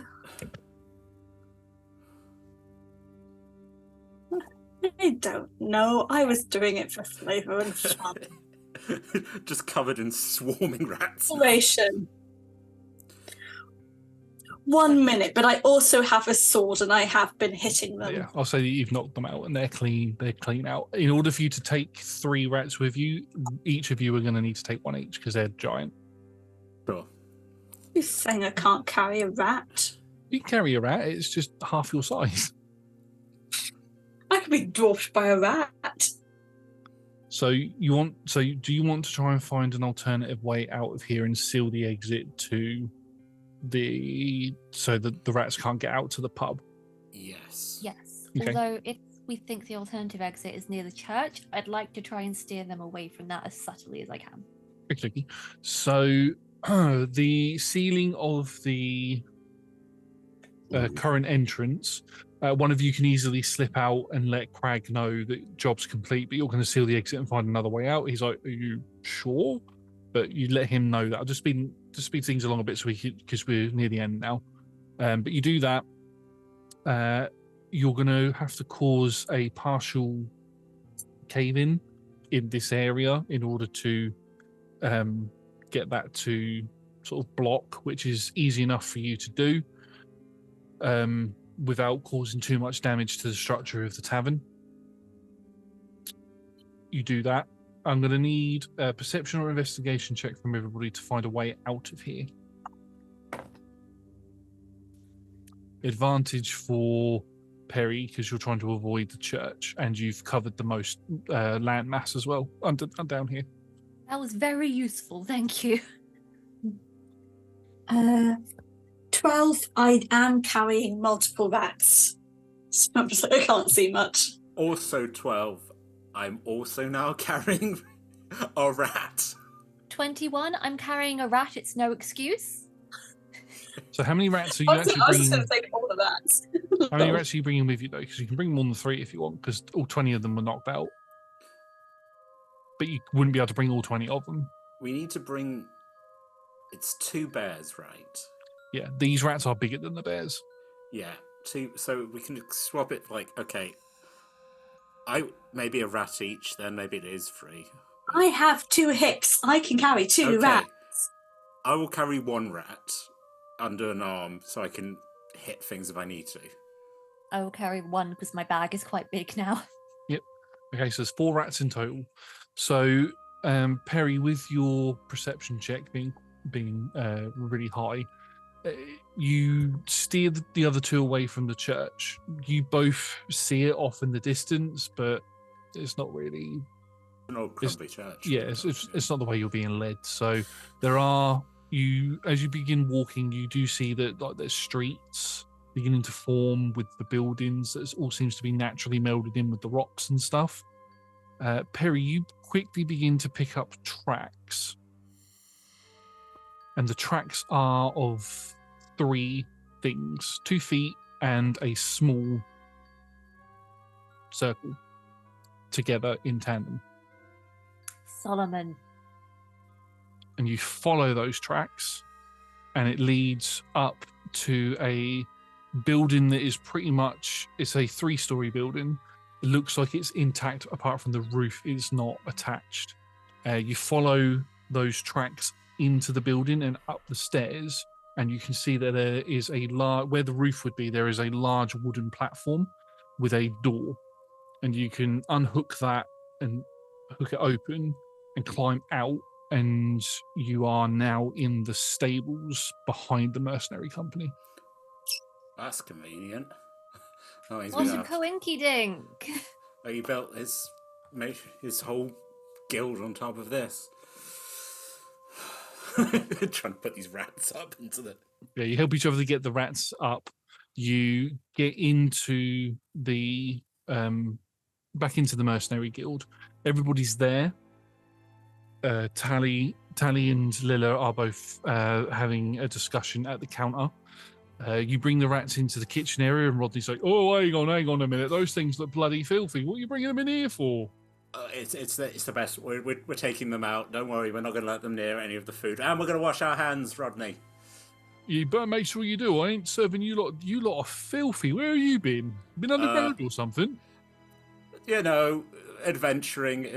We end up in places. We've been in basements. We're at the pub. Oh right. Oh, the basement mission. Right. Yeah. Okay. Yeah. I get you now. Oh, okay. Well, I don't know why you came in the back door. You should have just gone in the front door. We didn't want to trample on the carpet. I'll come back. I'm like, come here. I'll clean up. I'll come back in and do the I was about to say, my nice clean. This is supposed to be a hygienic. I'll be all right. See you later. And you will look out with the rats and. Don't they look like bears in dim lighting? Oh. Alligators. And as you all walk into the main area, you hear a loud. There's always somebody knocking on the door, but the door doesn't actually just knock. The door just swings open, and in walks a tall, slender figure that you've all seen before, wearing the clothing of the Reavers. This is Jeverick, one of the lieutenants, one of Kindak's lieutenants. And Lilla stops talking to Tally and turns round and looks towards him. And as she turns to look towards him, another figure walks in. Dwarven figure, standing at about 5 feet tall, dreadlocks that go down to about the middle of his back, very dark skin, big beard, greying all over the place. Brahm, you notice who this person is straight away. Flash, flash, flash, flash. Flash, flash, flash. This is Yeah. Kimdak. And that is where we are going to end tonight's session, because we need to make sure that we get everybody else in so they can all have the chat with Kimdak. Kimmy! Kimmy is in the building. Hey guys, how's it going? Heard you got me some bears.